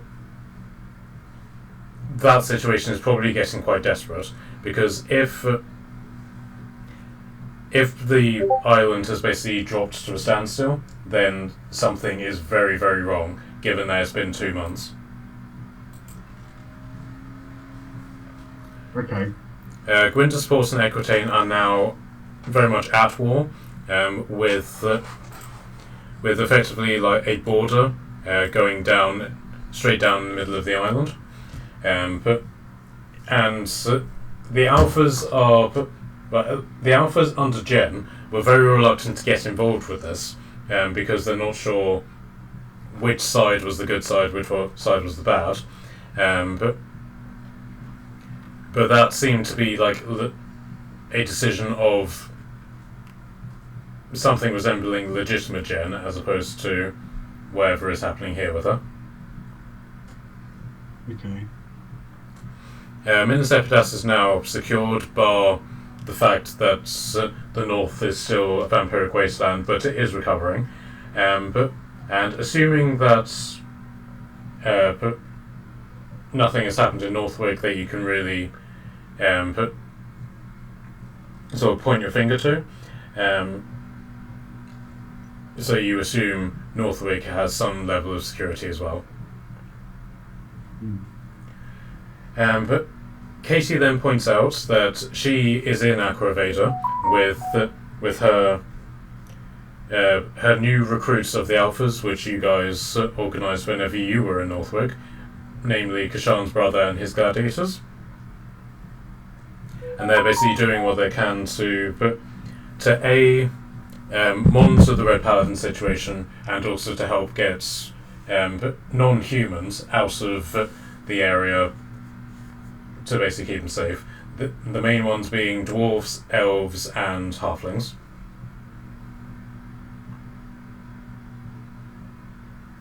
Okay. This is all an overload of information.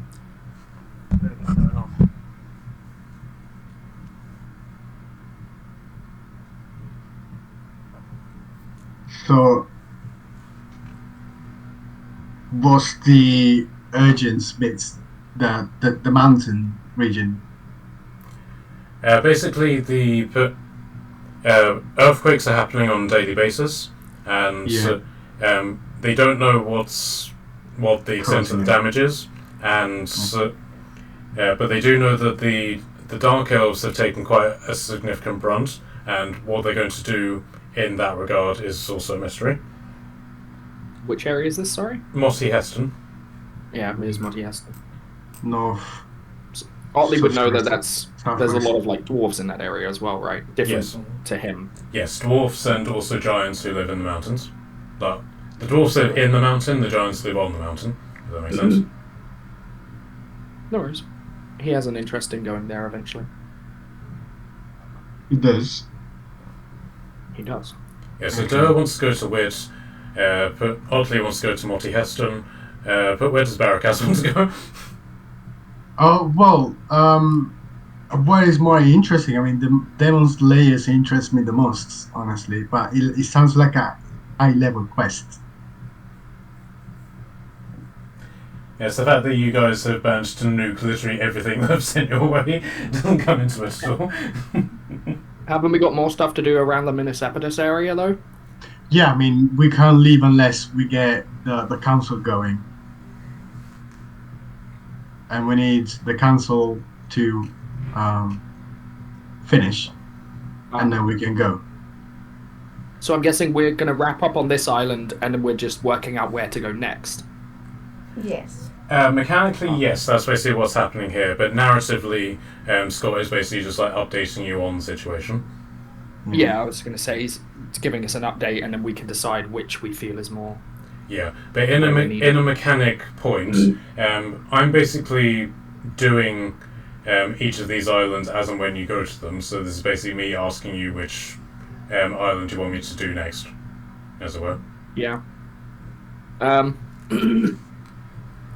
mean, I mentioned about Otley's sort of personal agenda.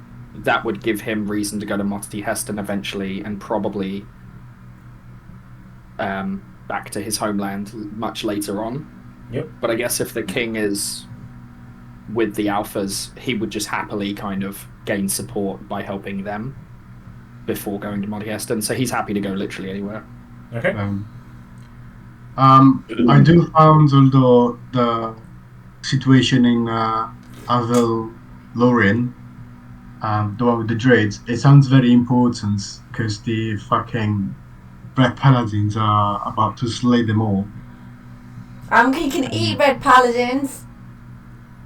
Yeah, but like Yeah. if we go there, we're gonna fight loads of Red Paladins. That's fine, I'll eat them all.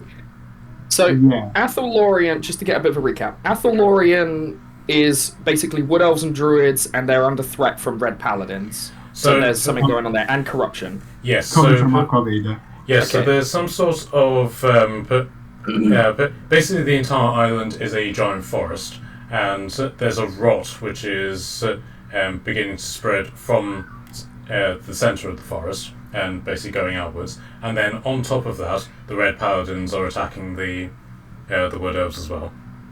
Okay. Sort of think the Necromancer in the Hobbit destroying Mirkwood sort of situation. Yeah.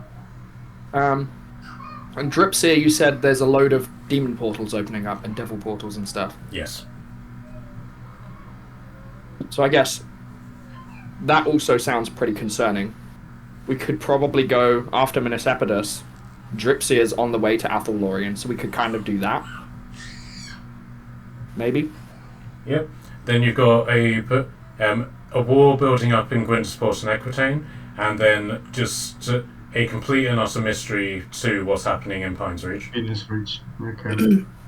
Well then maybe, what about we finish Minisepidus, go to Dripsir, Athel Lorien, and then we could see what's in Pines Reach on our way to deal with the brewing war. Is there still war going on New Asgarth and Blue Moonspire? Yes, but in that regard, there isn't really an update because Hirok has been sailing around trying to find the fleet. But now that he's got the fleet and Kashan is basically allied with them, it's quite likely that the Vikings will be able to make some sort of advance on the Celts in Blue Moonspire. Yeah, because I was going to say, Otley would ask the king for a bit of an update how that's going. So Okay. I guess, because at the minute you said it's a bit of a stalemate. Yes. So neither side is winning. So yes, it's likely that it's going to tip. Yes. But basically, prior to the team arriving in New Asgarth, it was at a stalemate. The Celts were able to make guerrilla warfare attacks into New Asgarth, whereas but the Vikings are just simply raiding along the border. But no sort of like cataclysmic combat is due at any point. But now that they've got the reinforcements of Arna's fleet, it's quite likely that they're going to do that. But it needs to be planned, organised, logistics, and all the various other things that battle entails. No worries. Otley will happily offer his axe to the king in regards to when a big push on Blue Moon is happening, but for now it's probably more concerning we deal with like Dripsir and Athelorian and some of these other big threats. Yeah. So, but Hero not getting up from the sofa just gives you like a nod of appreciation in that, but doesn't really push the point any further.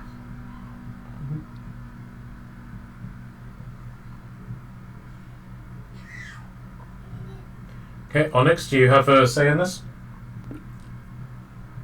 I don't have much of a preference. Obviously, being a ranger, I'm a bit of a hipster and would like to help the forest, but otherwise I am happy to go where most of the party wants to go, basically. I'm here to be a helping hand, wherever it may be. Yeah, but don't you have like an opinion or a preference of whether you will prefer to go first? I mean, like I said, the forest, maybe, but like if no one else wants to go there, then I'm not gonna say. Like, I'm not gonna make a fuss out of it, because, you know, everyone needs help. Well, if it helps, there are basically two forest areas. There's Athelorium, which is the Wood Elf, and then there's Pines Reach, which is very much a forest island as well, except it's run by Saxons. Oh. But they're not under threat, right? They're not like about to be decimated by like another tribe of people. You don't know. The sound of it, we don't know. Yeah, we don't know what's going there. Put it this way, but we do know what's going on in the other two. Yeah, but where's we going to the other one, Affiliation? If that, I'll go check that out. If it's a bad forest, I'll soon sort that out. Yeah, I think Athelorian is collectively the place everyone wants to go the most. Mm. But it just means going past Dripsir, where there was already a problem. My thought was like, is it worth doing it on the way, or are we just go like we could come back on ourselves? Either way works. I don't think it's on the way kind of mission. The island in the middle. It sounds bigger than what we're thinking. I think both sound like big threats. So I think those are the two main things we should deal with. The others can all wait. But I'm happy to go. Otley's new to the group, so he's happy to kind of like wherever the collective group want to go, he'll just go with them. I can, if you guys tell me about a place, I can scry on it as well. We can have a look and see which one's in the worst condition. That's true. I'm surprised Durr hasn't voted for the druids. Oh, I did say Affiliation, didn't I? For the druids. Yeah. I didn't hear that bit. That's why I'm saying I didn't hear what you said. So I didn't want to make it personal, make it a druid thing. You know, I'm not about race. You know. I assumed you were because you didn't join the alphas. I'm quite happy to go to Affiliation. Don't see colour toward them, alright? I was going to say, this isn't about race. People, even goblins. Technically, druids could be any race. I know, that's the joke. As a random side note, but when I first ever played Otley in a campaign, another party member was a goblin, and the DM basically had like everyone was like borderline racist to goblins because, you know, they're goblins. So I changed my character's backstory so he's like really like, you know, stands up for the little guy, all of the short races, including goblins and kobolds. So it makes sense that he's especially nice to the goblin in the group. It's like, goblins are people too, you know? Yeah. Well, I vote Affiliation because I'm quite happy to eat some paladins. How about this? The little goblin guy has said he could scry, so he could scry on Dripsir and Athelorian. We could head to Athelorian after we deal with Minas Epidas, but we could periodically check in on Dripsir, and if it becomes like imminent we need to go, then we can be flexible. Okay, I'm good with that. Is that something that you want to do now, scry on Dripsir? I can do. I haven't really checked my spells from last time, but I don't think I have it prepared. Oh no, I do have it prepared. Shit, I actually do. Scrying, 5th level. I have 2 of those. Do I have 2 of those? Yeah, I have 2 of those. Okay, so but is that something that you want to do now, or leave till later? Maybe are we still in the middle of like this council chamber meeting? Maybe not right now. I mean, so you are still in the meeting, but if you wanted to basically just scry for 10 minutes, then I Yeah. don't think anybody we- will complain if We you could do. use it doing it in the meeting. If you're scrying there, you can then give a live update to everybody, like for the council, so they know what's going on. A bit Yeah. more update. That could be not a bad idea. I do need, so components wise, I do need a focus worth 1,000 gold pieces plus, such as a crystal ball, a mirror, or a water-filled font. Well, why don't you look in your beard and see what gems you've got? You might be able to pay one of the others to give you one of those items. Yeah, Yeah, I was no, going to say, indeed. that's not consumed, right? So once you've got it, you'll be able to just cast the spell. Yeah. So, So I'm just going to Yeah. shout out to the rest of the alphas. Has anybody got a magic ball, a magic font of water, or a magic mirror that Durr can buy? so at which point George basically steps forward and I believe I could be of assistance, sir. Oh, thank you very much, George. So he basically leaves and is basically gone for the next 10 minutes. So during which Scott basically says, okay, so you guys, you're going to head to Athelorian, is that correct? Yes. Okay, so we'll need to organise what we're doing then. Now, obviously, he gestures at Jen. This is a problem.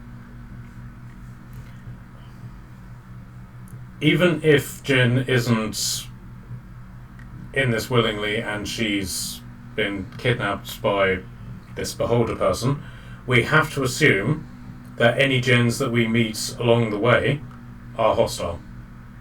So we might even be able to assume that the gen that is currently in Northwick is also hostile to us. Huh. Okay. So in that case, I will head to De Winter and try and find... so I will travel to Northwick and see what I can do to chase this up.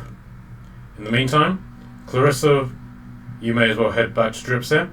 You'll probably be the best person to deal with that. Stick, you should probably go with her, being a paladin and all that. And then he turns to Jason. You are obviously the second in command. In the event that Jen is beyond saving.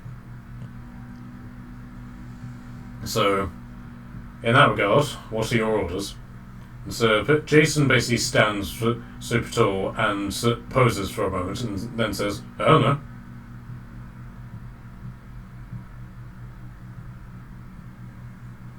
How Well, I'm about sure you you know order something. just or do what he said? Yeah. Well, what he said. Yeah. I'll tell you what. I'll make a push to I'll make a push to Athelorian with you guys, and he points at you. That I'm something of friends with the Wood Elves. That might help you sort of gain access, as it were. The Wood Elves are a very isolationist people, and typically you need an invitation in order to be able to enter their woods. So maybe I'll be able to get you one. Duh, I thought you were coming from that side of the islands. No, from a completely different place altogether. Like not here, kind of. This is. I told you it's all made up. I might even be in a fucking dream. What do I know? Fair enough. So at which point George returns and he has and he has a mirror. very prettily silver embossed with various jewels all around it. Will that do that? Yeah, it could do. Let's give it a go. Okay, so at which point Clarissa then comes over to you, and she basically gives you what effectively counts as second-hand information on the target. Seeing that she's been there and she's been there recently. Let me have a read of the spell. I'm sure you've got it up in front of you as well, but I need to know what it does.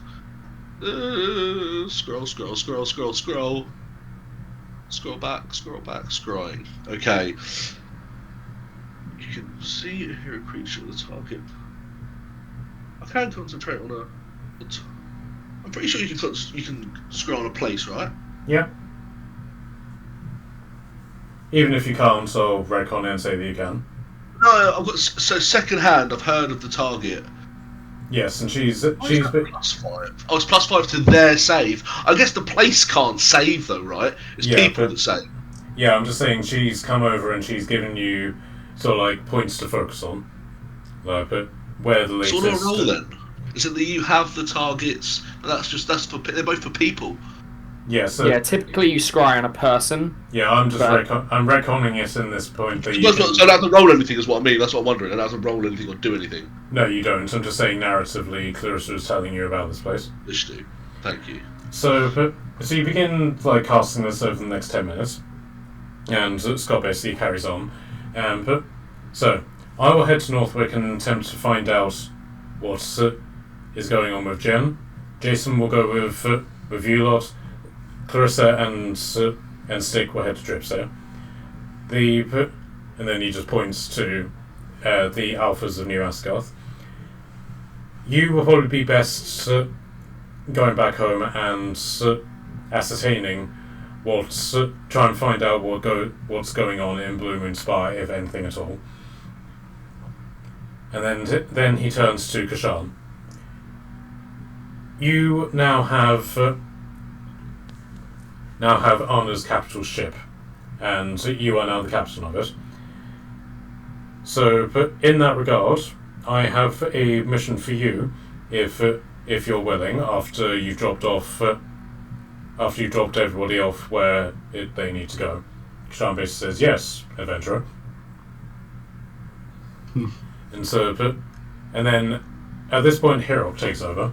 And so, when the Red Paladin bastards took over Aqua Veda, they forced the king to exile my son. Now, let me be clear. My son is the only reason why Aqua Veda is not under my rule, which presents something of a problem in regards to traitorhood, but I am a loving father. He strokes his axe while he's doing it. So, in order to save him from the Red Paladin's scourge, the king, in an uncharacteristically smart decision for a Saxon, sent my son on a suicide mission so that he would be far away from the Red Paladins when they took over. Your mission is to find him and bring him back to me so that I can give him my fatherly love. And what about if he's too late? What about if a Red Paladin himself? I seriously doubt that, given that the Red Paladins are extremely anti-dwarf. Well, this is not what is happening in Affiliation right now. Sorry, what do you mean? Like, they are about to start a slaughter to go and conquer Affiliation, right? Yes. All the Paladins, right? Yeah, so he's basically sending Kashan fight. and the ship to go find his son, who, by all accounts, is still at sea. Okay. Basically, narratively, it means that Kashan will drop you off and then take the ship elsewhere, and should you need to summon him, it will be a case of wherever he is, he will then Have to sail to us. Yeah.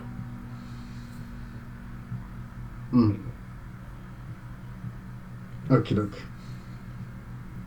Okay then. So, Durr, in regards to your scrying, you are able to effectively just scry on the main sort of temple district of Dripsir, and the entire place is completely blackened with ash and burnt embers and all the rest. Even though that it's daytime, Dripsir appears to be at night, and as you sort of like move the invisible eye around, you can see that that a black cloud has been set over Dripsir, and that the only light which is coming from 3 red slits basically in the air, and these have effectively opened up into sort of ice-shaped portals.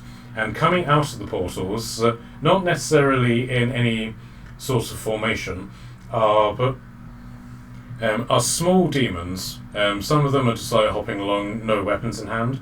Others are more larger and human size, with very cruel-looking spiked hammers and or maces, or just having like really giant claws. And every single one of these is clearly a demon. They're monstrous, deformed. There's nothing that you would define as humanoid in these groups. And then, as like these troops start filing out, a giant, like minotaur-shaped demon, probably about 10 feet tall, clambers through the portal, lets out a giant roar, and then as this emerges, you can see a ballista is fired directly at it, and basically catches it in the chest.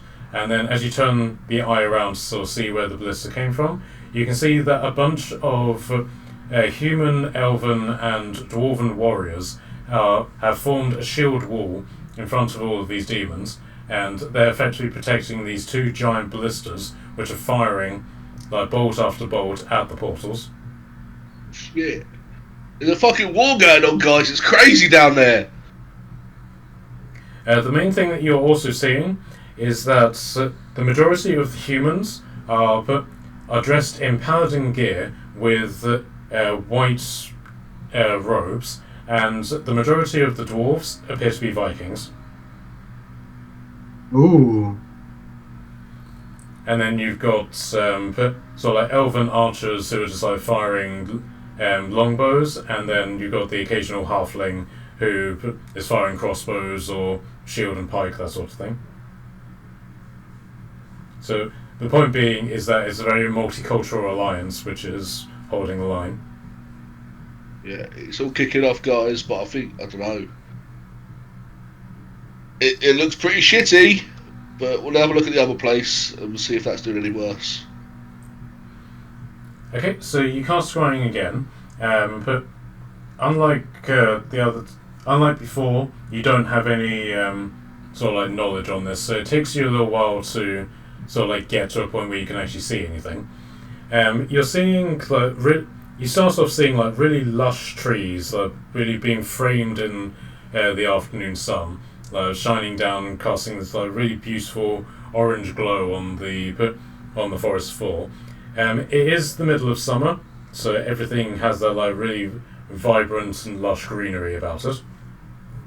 As you sort of like move the eye and just sort of like travel through the forest, there basically comes this line where you cross it and all of the light just vanishes, and it becomes this really grey, almost midnighty effect on the forest. And where the trees were like really strong and was it when they have like vitality and stuff? Yeah. Like really healthy looking trees. Suddenly you're seeing like these really fungus-ridden trees that have like all of this growth along the branches.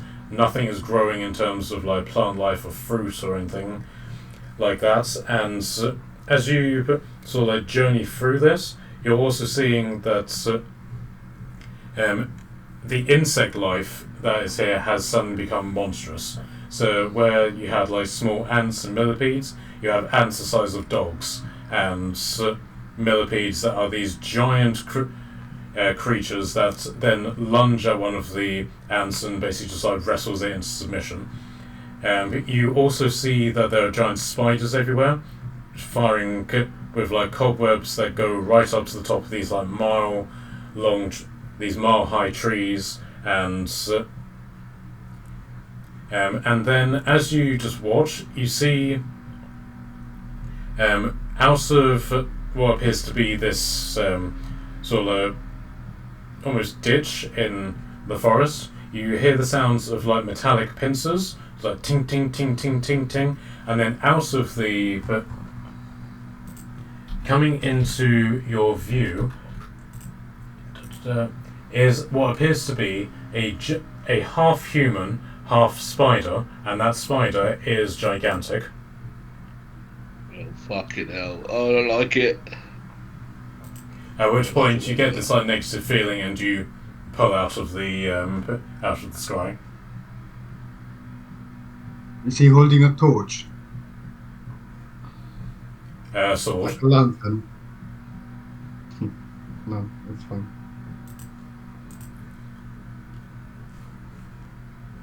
Okay, so you then, I'm assuming you relay that to the group? Yeah, I'll tell them all. Fuck's sake, man. Why can we not choose butterflies? That could be a butterfly. At which point Padwin turns into a butterfly. That's actually a fly. Oh my god. I'm a butterfly. I'm a butterfly. What do butterflies do?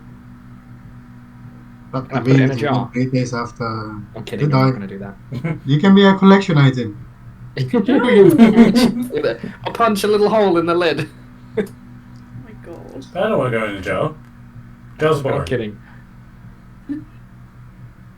So, he is then just going to pick one of you. Okay. He flies over to Onyx and he's basically going to try and sit on your nose as a butterfly. Oh, bless. I'm the chosen one. Yeah, okay, that's fine. I'm not gonna swat at him. Hopefully. Okay, so he lands on your nose and opens up, and his the pattern on his wings lines up perfectly with your eyes, and then he just sort of flutters off and just sits on your hat. Oh, I love him. I need a pattern of my own, honestly. At which point, certain members of the Alphas are like, "No, please take him. Take him. Yeah, I mean, really, that's interesting." I would never do an actual kidnapping. What do you mean? It's a kidnapping.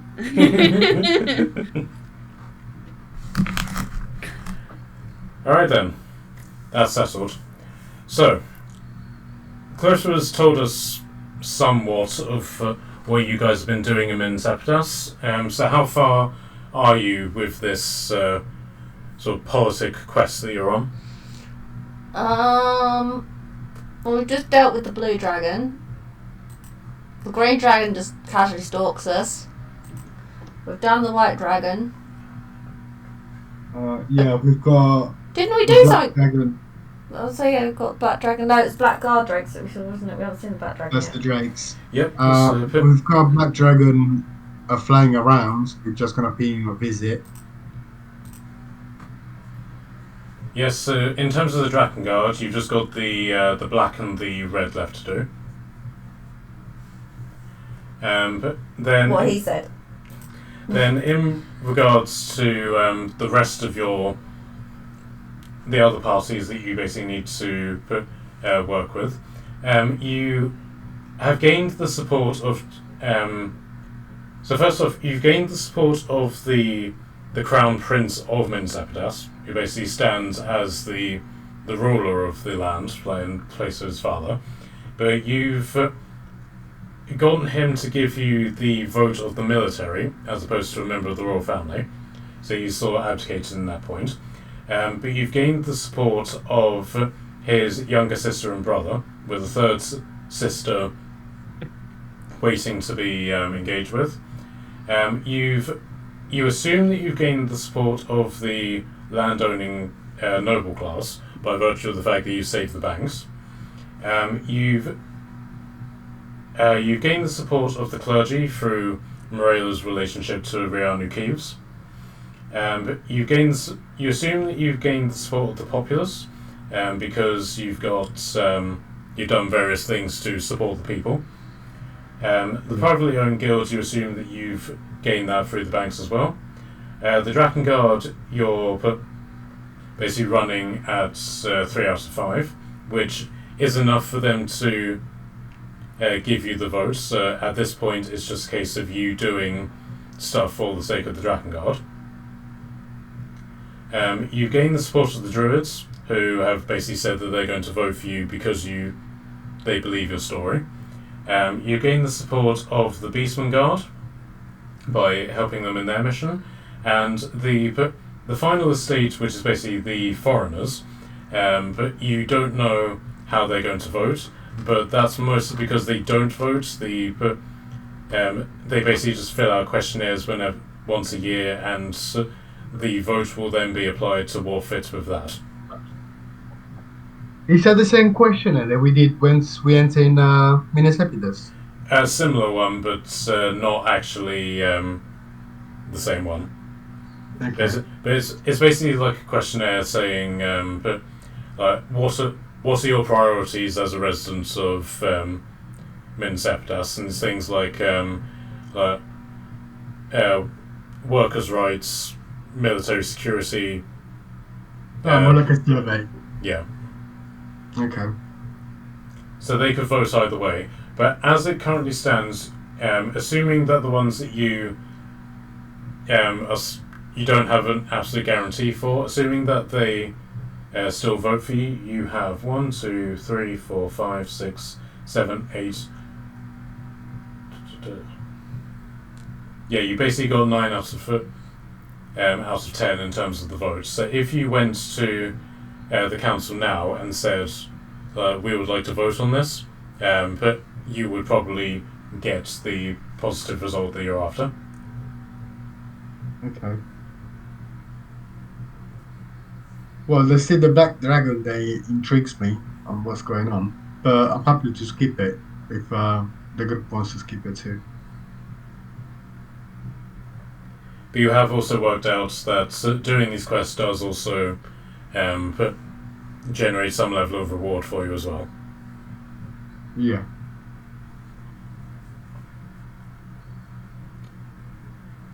So Scott then sort of like folds his arms as you relay this, and effectively said, do you have any idea what the reward will be should you get this? Well, No. I was personally expecting a castle under my name. But one man can only dream. Well, to be perfectly honest, a lordship would probably be quite, shall we say, appropriate, given what you've been able to do. But we'll just have to wait and see. But whatever this reward will be, it will be strictly for you. I assure you we won't lay any sort of claim to it, if that makes sense. Okay. Unless, of course, you want to. He looks at you expectantly. It depends. See what's going on, right? Like, see what's going on first. Sure, a castle doesn't pop out like a mushroom, right? Well, Minas Epidus is a very rich country with lots of castles, so it might be that one of them may be given to you should you specifically ask for one. This sounds right. It's not bad. Worse gifts. Or an island. I don't know. We'll see. At which point, Revi then says, or a castle on an island. Damn, the combo. Will there be food on the island? I should certainly hope so.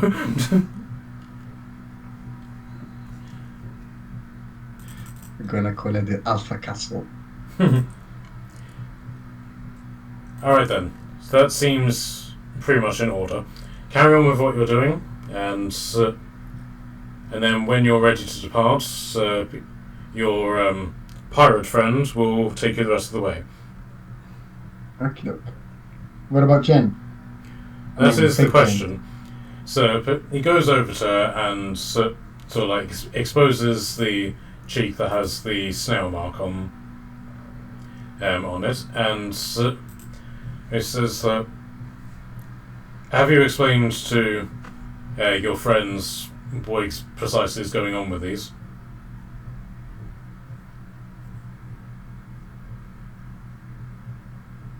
What do you mean? They said something about clones with marks like snails or hearts and stuff on their cheeks and arms or wherever. Yes. So That they might be clones. So They appear in groups of 4. the beholder who was evidently behind this and who you've managed to defeat. Thank you for that, by the way. But Welcome. he is an ancient and nasty creature from ancient times, but he effectively decided to create an army of clones rather than an army of soldiers to fight a big war in an attempt to usurp power from the ruling bodies of the time. I believe the stage show was written about it in 6 parts by the director George Lucas. Oh yeah, Hamilton. Yes, that's that one. Yes, and so Yeah, they did a play about that, right? A musical? Yeah. yes, they did a sequel point which received poor reception, but that's neither here nor there. And originally, he managed to grab just what appeared to be a random thug, and began his experimentation once he escaped from Escaroth. And so, these thugs somewhat caught us by surprise. Upon, he gestures at you guys again, your investigations on this matter, we've managed to determine that while cloning is a part of it, it's more a cloning of souls rather than the cloning of the person. And so these clones take over the body of whoever is involved, and they turn into these thug creatures. And they always appear in groups of 4. One marked with a red mark, a blue mark, a snail, and a broken heart. This one, he gestures at Jen, and you notice that Jen has been very passive throughout all of this, almost like she's sort of been switched off, if that makes sense.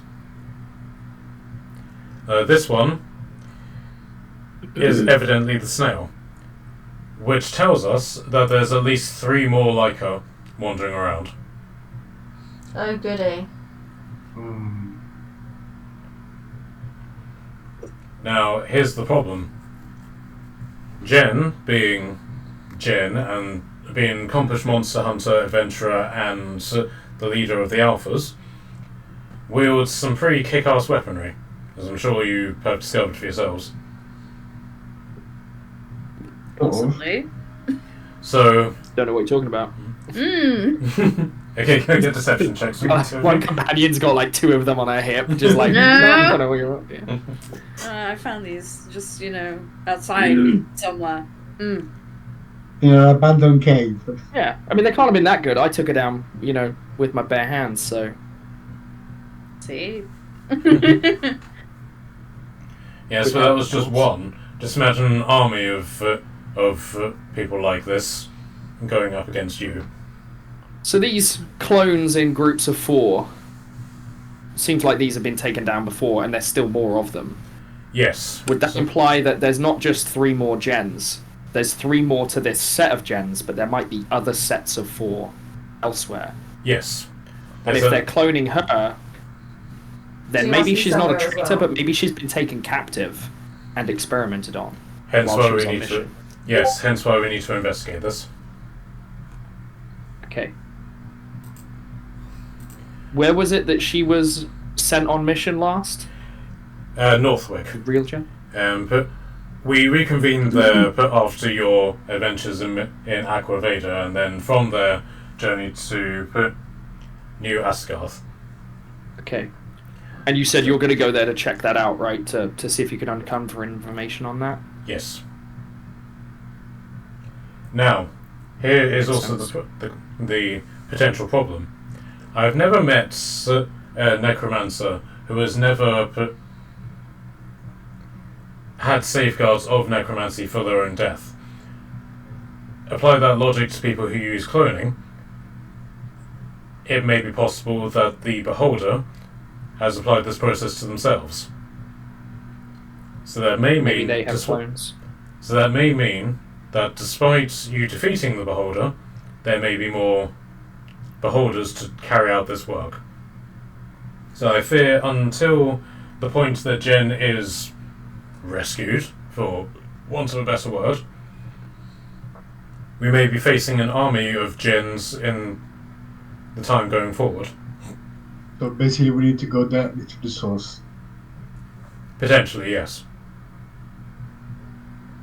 But we don't know anything about it. Well, we do know a thing or two. We know that that the base for wherever this is happening is somewhere in the island of Northwick and De Winter. So we'll begin our search there. Okay. My one that I'm going to sound slightly pissed that it could have been worse. They could have cloned worse people than Jan. At which So they can point, have Bloodwinds. I know, that's what I was thinking. Or even Scots or Katie's. I don't really fancy werewolves and were-tigers again. yeah. At which point, Jason then goes, "Poor taste." I did say it could be taken the wrong way. Would you want more Padwins running around, Jason? Oh! I can do that. So Padman then jumps into the middle and then goes, "Rah!" At which point I can't remember what spell it is off the top of my head, but it's the one where he casts ghostly duplicates of himself, and 3 more Padwins appear next to him.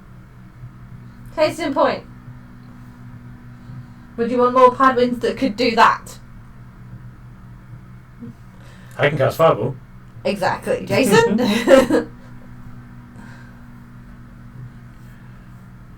So Jason then goes, "Okay, point taken." Right.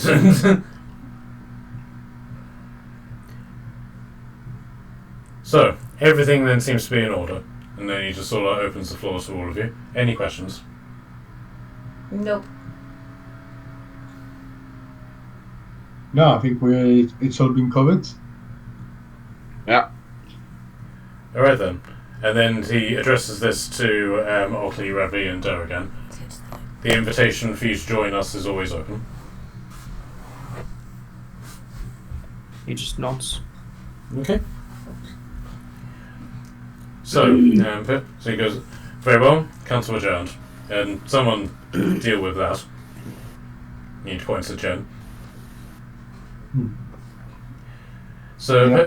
So they all sort of like file out to do whatever it is that they're doing, and at which point Casey, like looking at you guys, basically like waves to you, and you sort of get the feeling that she's kind of rooted to the spot, given that the projection which is showing her is a rock on the floor.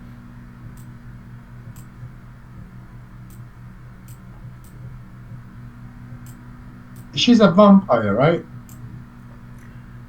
No, I'm a were-tiger. Oh. Well, something.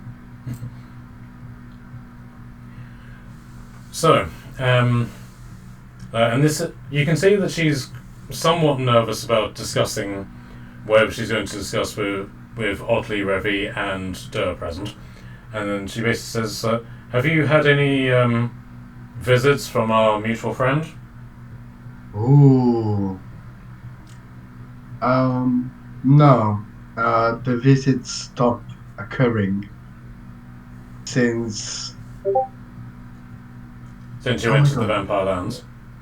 Yes, true. Since we arrived to the Wasteland, yeah. So, Onyx, Tordum, and Barakas. Can I get a history check from you? History. I am not historian. Don't know much about history. Indeed. That's a 12. I Okay. got 23. Okay. Oh, easy. So Onyx, you remember the letter which Aiden had basically written to you when you first entered the land. So you basically decided to pull it out of wherever it was, and you notice that in reading it, you know that Aiden specifically mentioned. I'll show it to you. But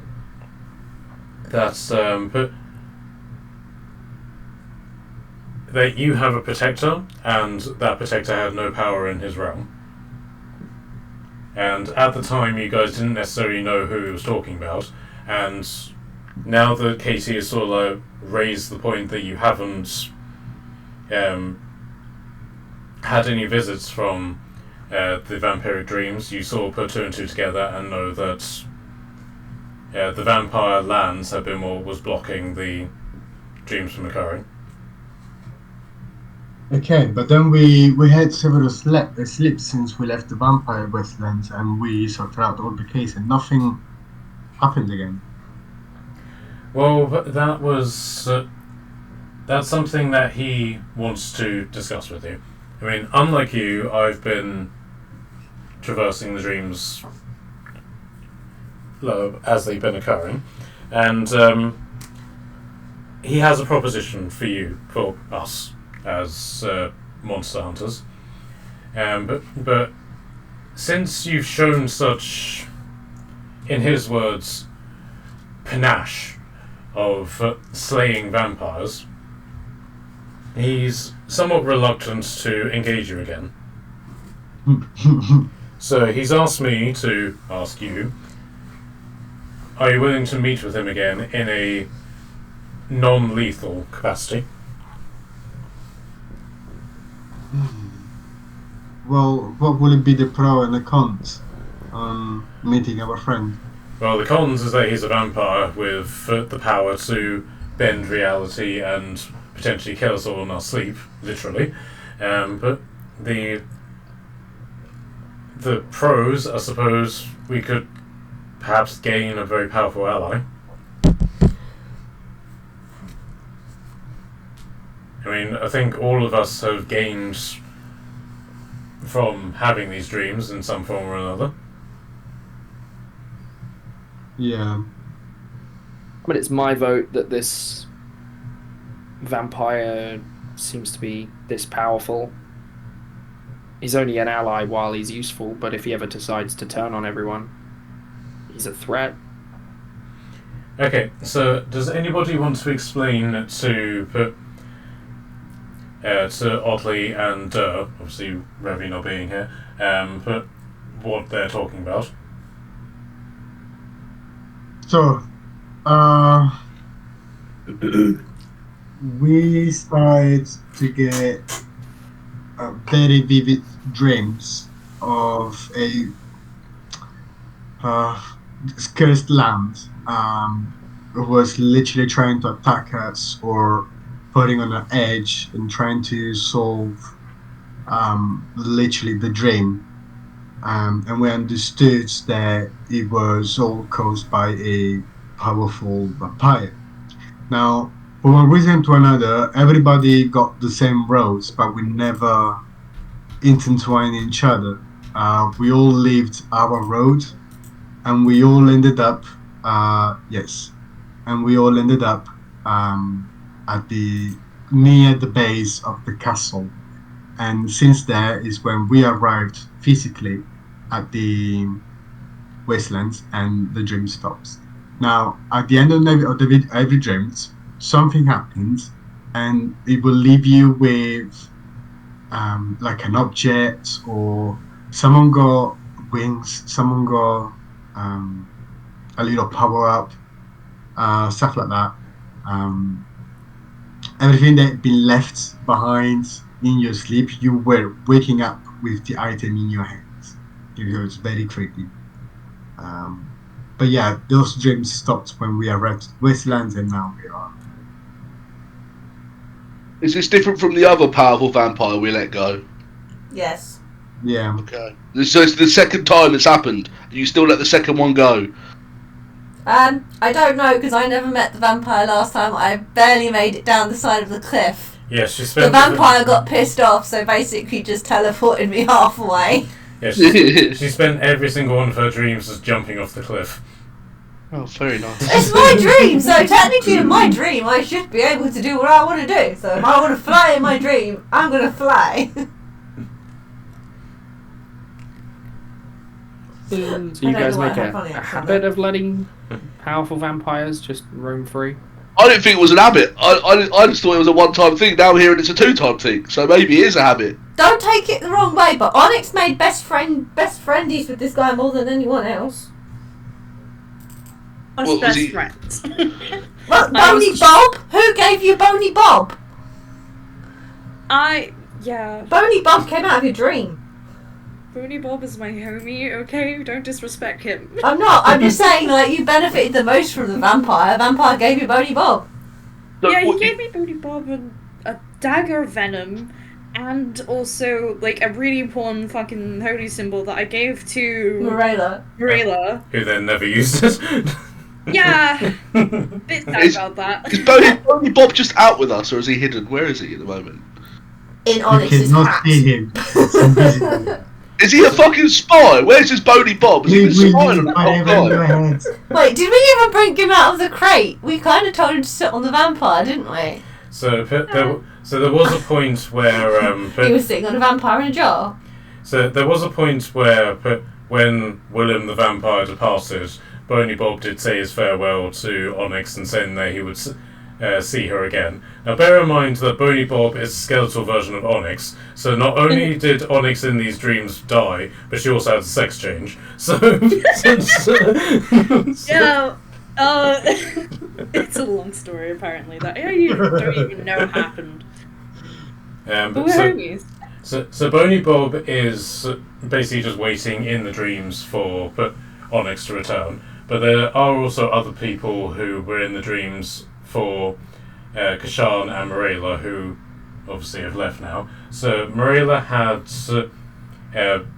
met a vampire hunting monk, but in the dream world called Sasha Petrovich, who basically who was the main person who explained the situation to her, and she then spewed it out to the rest of them about the fact it was Strahd. Strahd was toying with them, wanting entertainment and various other things. And Kashan basically learned the backstory of Strahd the vampire, and was probably the one who gained the most from the Strahd dreams, in that he was given a blood axe. Oh. Fair enough. I did wonder where that creepy fucking axe came from. And so Barakas just whistles instantly with his blood sword. I own it. It's different. I didn't receive it. I fought for it. Okay. I slaughtered people. Yeah, that's the point. None of the new guys know what your sword does, do they? What does your sword do? I don't even know. I think you knew. But Is it like every time you kill something it gets stronger and stronger and stronger? Yeah. every time you hit, it gains a +1 to its modifiers.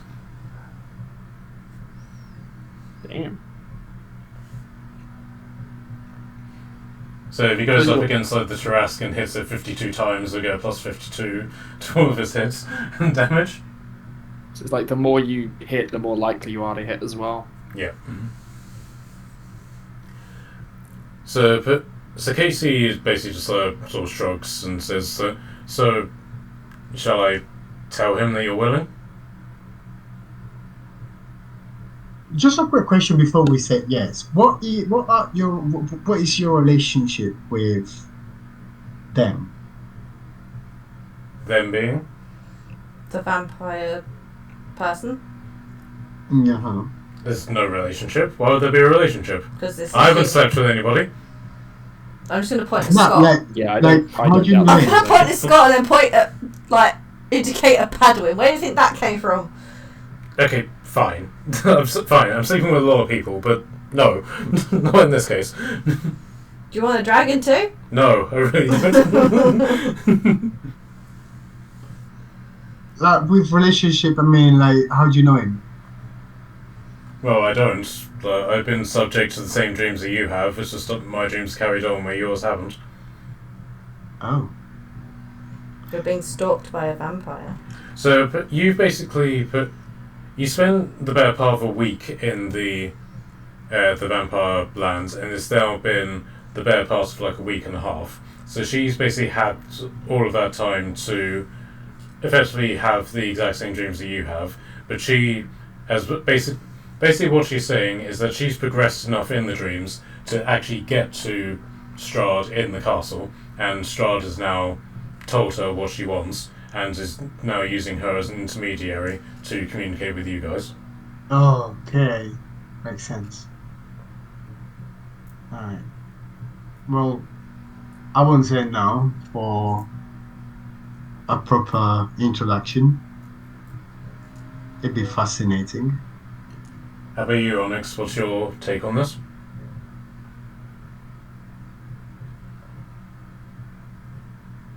I mean, might as well. I'm sure nothing terrible will happen. And if it does, then we'll deal with it, like we always do. Yeah. And then we kill him. Yeah.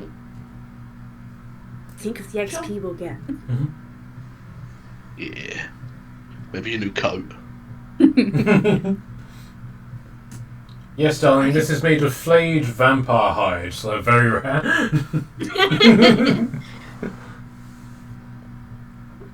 Alright then, I'll tell him. But on one condition. Durr has to be pushed off a cliff too.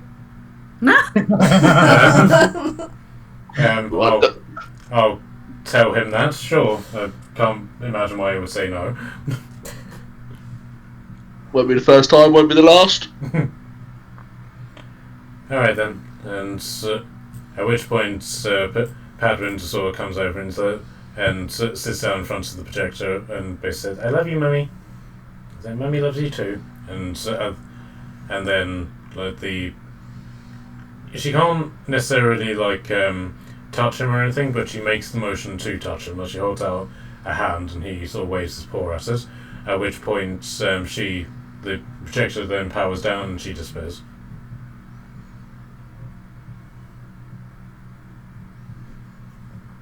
Lovely. That was fun. Can we do it again?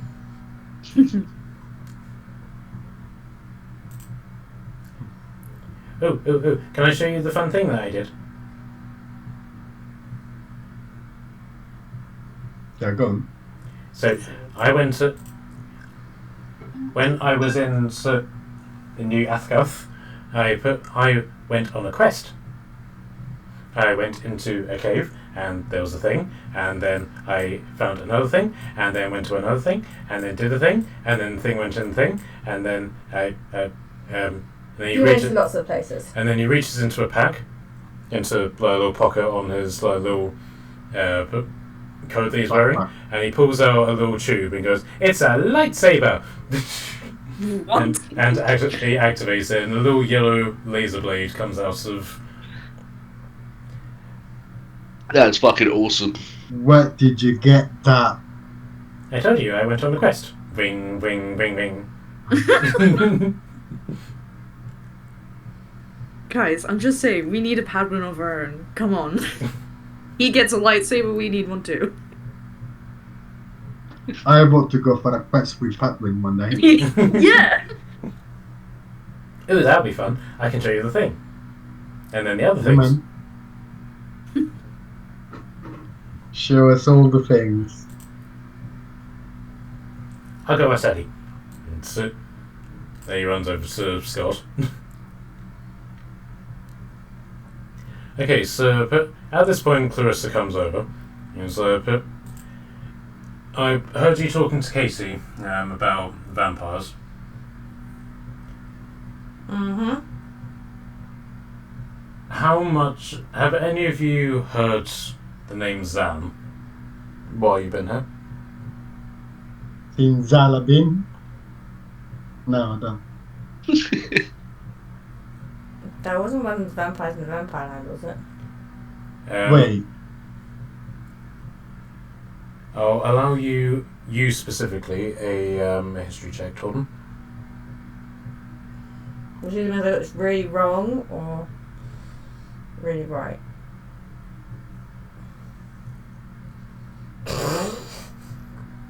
Can I have a dice to roll, please? Because this is just rolling awful. Every dice roll has been the same number. Black one. 19 plus 9. Okay, so you remember very specifically when you were doing your sort of like entry into Min Sepidas interviews, which apparently you failed. You have no concept as to why. Okay. But the guards were about to deny you entry, but then another guard came in and basically said Zan has said let them through. There you go.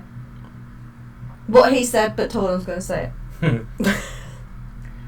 Let's just say this Zan person is someone of import with the alphas and, well, the underworld in general. If you guys are going to start investigating vampires more than you already have, he might be someone you may want to talk to. Wait, I got lost. Apparently we need to go talk to Zan, Who is... the person who let me get into a town that I wasn't supposed to get into. Apparently. I think I'm the only person left from the group in that situation. Okay, so that What? was you one of the specifically. guards in Aquavida? And Min Sepidas. So... Barakas, Onyx, Dur, and Tordum. Can I get a history check from you guys as well? Torden's already done one, so I'm doing it again. Yes, a separate one. Natural 20! 17 17 now. plus 9. So 25. Okay, and Onyx, what did you get? 24. Okay, so you guys remember when there was that point where Docker robbed the casino? Me and but- Docker. Do you mean the bar that was the black? The bar that had The the dodgy casino. bar? in it. Yeah. But when what was I saying now? When Docker robbed the casino, you also remember hearing that the guy who was in charge of that reported to a guy named Zan. Okay. But so you're getting sort of like this vibe that he's but a criminal underworld sort of Person. guy. So, but Clarissa then says, I can help you with that if that's something that you want to do. It may take some time, maybe a day or so, but if you want, I can help you with that.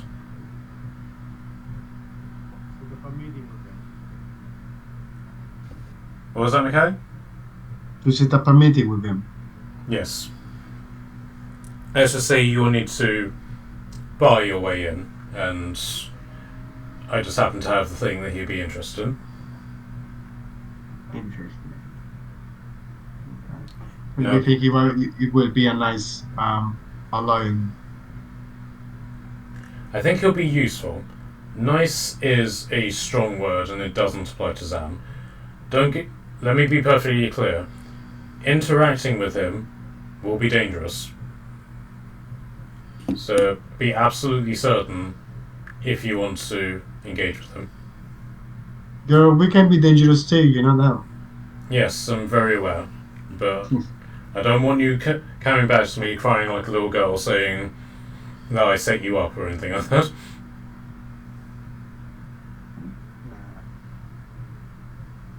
Don't get me wrong. Nothing that he gives you will be for free. He will want you to do stuff. I can get you in the door. After that, it's up to you. Yeah, if you manage to find the way in, let's see if we got some time to pay him a visit. Alright then. Don't say I didn't warn you. Okay, we won't. Alright then, so that's basically this this chapter effectively done, unless anybody wants to do anything while you're here. No, I'm okay. Yeah. Okay, so but with that in mind, but do you guys want to take a rest here, or do you just want to carry on to where you were originally heading off to? What's Did we best? not had a long rest already? You haven't. You're still recovering your injuries and stuff from the encounter with the Beholder. Well, I have no spells above level 4 left. I mean, we had that encounter and then flew like 16 miles here. It'd Yeah, probably be let's. worth- Yeah, you could always let's, rest before traveling. yeah, let's have a nap. Okay. Guys fought a beholder? Shit. Yeah, Yeah, I you mean- were Yeah, You're like- sorry you missed that bit. Yeah. Yeah, we fought a beholder. Sorry. That was fucking cool. Yeah, You got petrified. Oh! yeah, that's And why I you have don't this remember. guys. So someone's got eyeballs somewhere. Yes, I do. but yes, you do. I got eyeballs. Yeah. So we have to go back to in Aquaveda to activate the council, refurnish our supplies, get those eyeballs in place, and go. That is, unless you want to do more missions. I'm easy. Because you've still got, in terms of like the bounty document which Durr has, you still have the Red Drakengard, the Black Drakengard, the and the Royal Guard to do missions for if you want to do them. I mean, we could still get them done while we're here. The black one's not far away, right? No, you're pretty much in the vicinity of it. Okay, well, We on could do the that way while we're back. Yeah, let's do that. Okay then, so if Yeah. all of you want to so you basically just go to Scott and basically just simply say, can we set up camp here? Scott refers you to George, who then leads you to a dedicated tent, which you guys basically get the run of, and you can now apply your long rest. Oh yeah.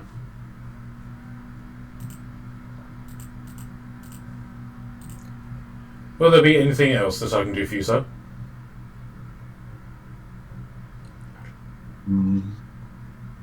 Well, I mean, you were talking about the, the reward for the friends of the Alphas.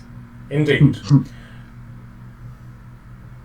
Now, the Alpha's treasury has been depleted for quite some time now, so any rewards will be in the form of magical items instead of items of currency.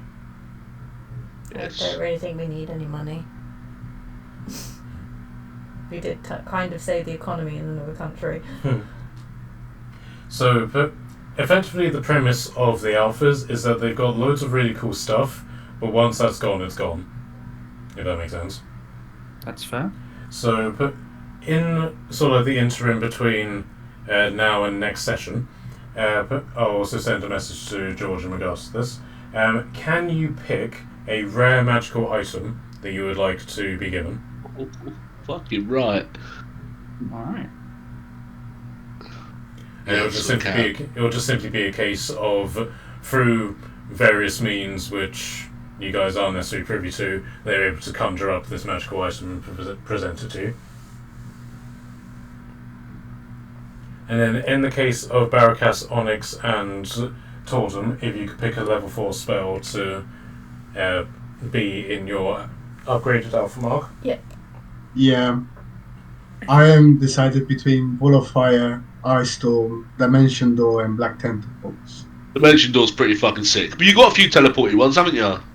Yeah, we do, but like maybe not Dimension Door. I guess it's still on the list because I do want Misty Step. I want it's something with Misty Step, but I don't want it as a spell. So, but Black Tentacle, it also seems very nice and appealing to do. because they all go stuck together. I'll need to have a look at the list. Ice Storm and Wall of Fire is just very volatile. Yeah, Wall of Fire is cool. I have Wall of Fire. Yeah, you do. Do you have Ice Storms too? I have Fireball, Wall of Fire. Ice Storm? Don't take cover. No, because Ice Storm is watery and I don't know water. So you can have that one or you want to yourself. I can make a wall of fire. Don't even think about it, Padawan. No, and I don't have the other one. The Firestorm or Ice Storm, I have neither of those. Well, if I can't cast a wall of fire, then I will turn into. If you turn into anything water-based, Padawan, I will throw you out the window. No, I am not turning into anything water-based. I'll turn into a Balrog. Rawr. No comment. Yeah, so you basically just look down at this kitten-sized Balrog, which is on fire and basically just wandering around on all fours. Rah! The cutest Balrog ever. Yeah, it's pretty cool.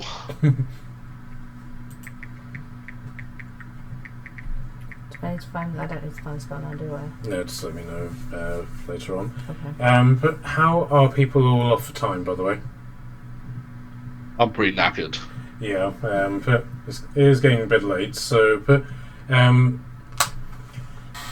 yeah, so we can call it here. Next week, me and Nat are probably not going to be available because Nat's going up to London with a friend. I can't really do D&D without us in terms of the kids. Now the kids, yeah. So, I've somehow got them to go to sleep. well done, Okay. Billy. Maybe I threw a temper tantrum. Well done, But- Billy. So, They broke some of my things upstairs, so I'm not best pleased with them. so next week will be the 7th, which we won't be available for. So, is everyone okay for the 14th? Yeah. Yeah, should be. Perfect. It should be, man. So yeah, works for me. so yes, if everybody can get me the spells and or magic items that they want, but for that I can work out all of that stuff, and I'll get started on the Atholorian maps and tokens and stuff. Wait. Cheers, Matt. Christy. Yes, thank you for the session. All right, well done, guys. You've managed to get through a session without killing someone, so well done. Hey. Mission An accomplished. achievement. All right, guys, have a good one. Yes. Easy, mate. Have a good night. Bye. Take it easy.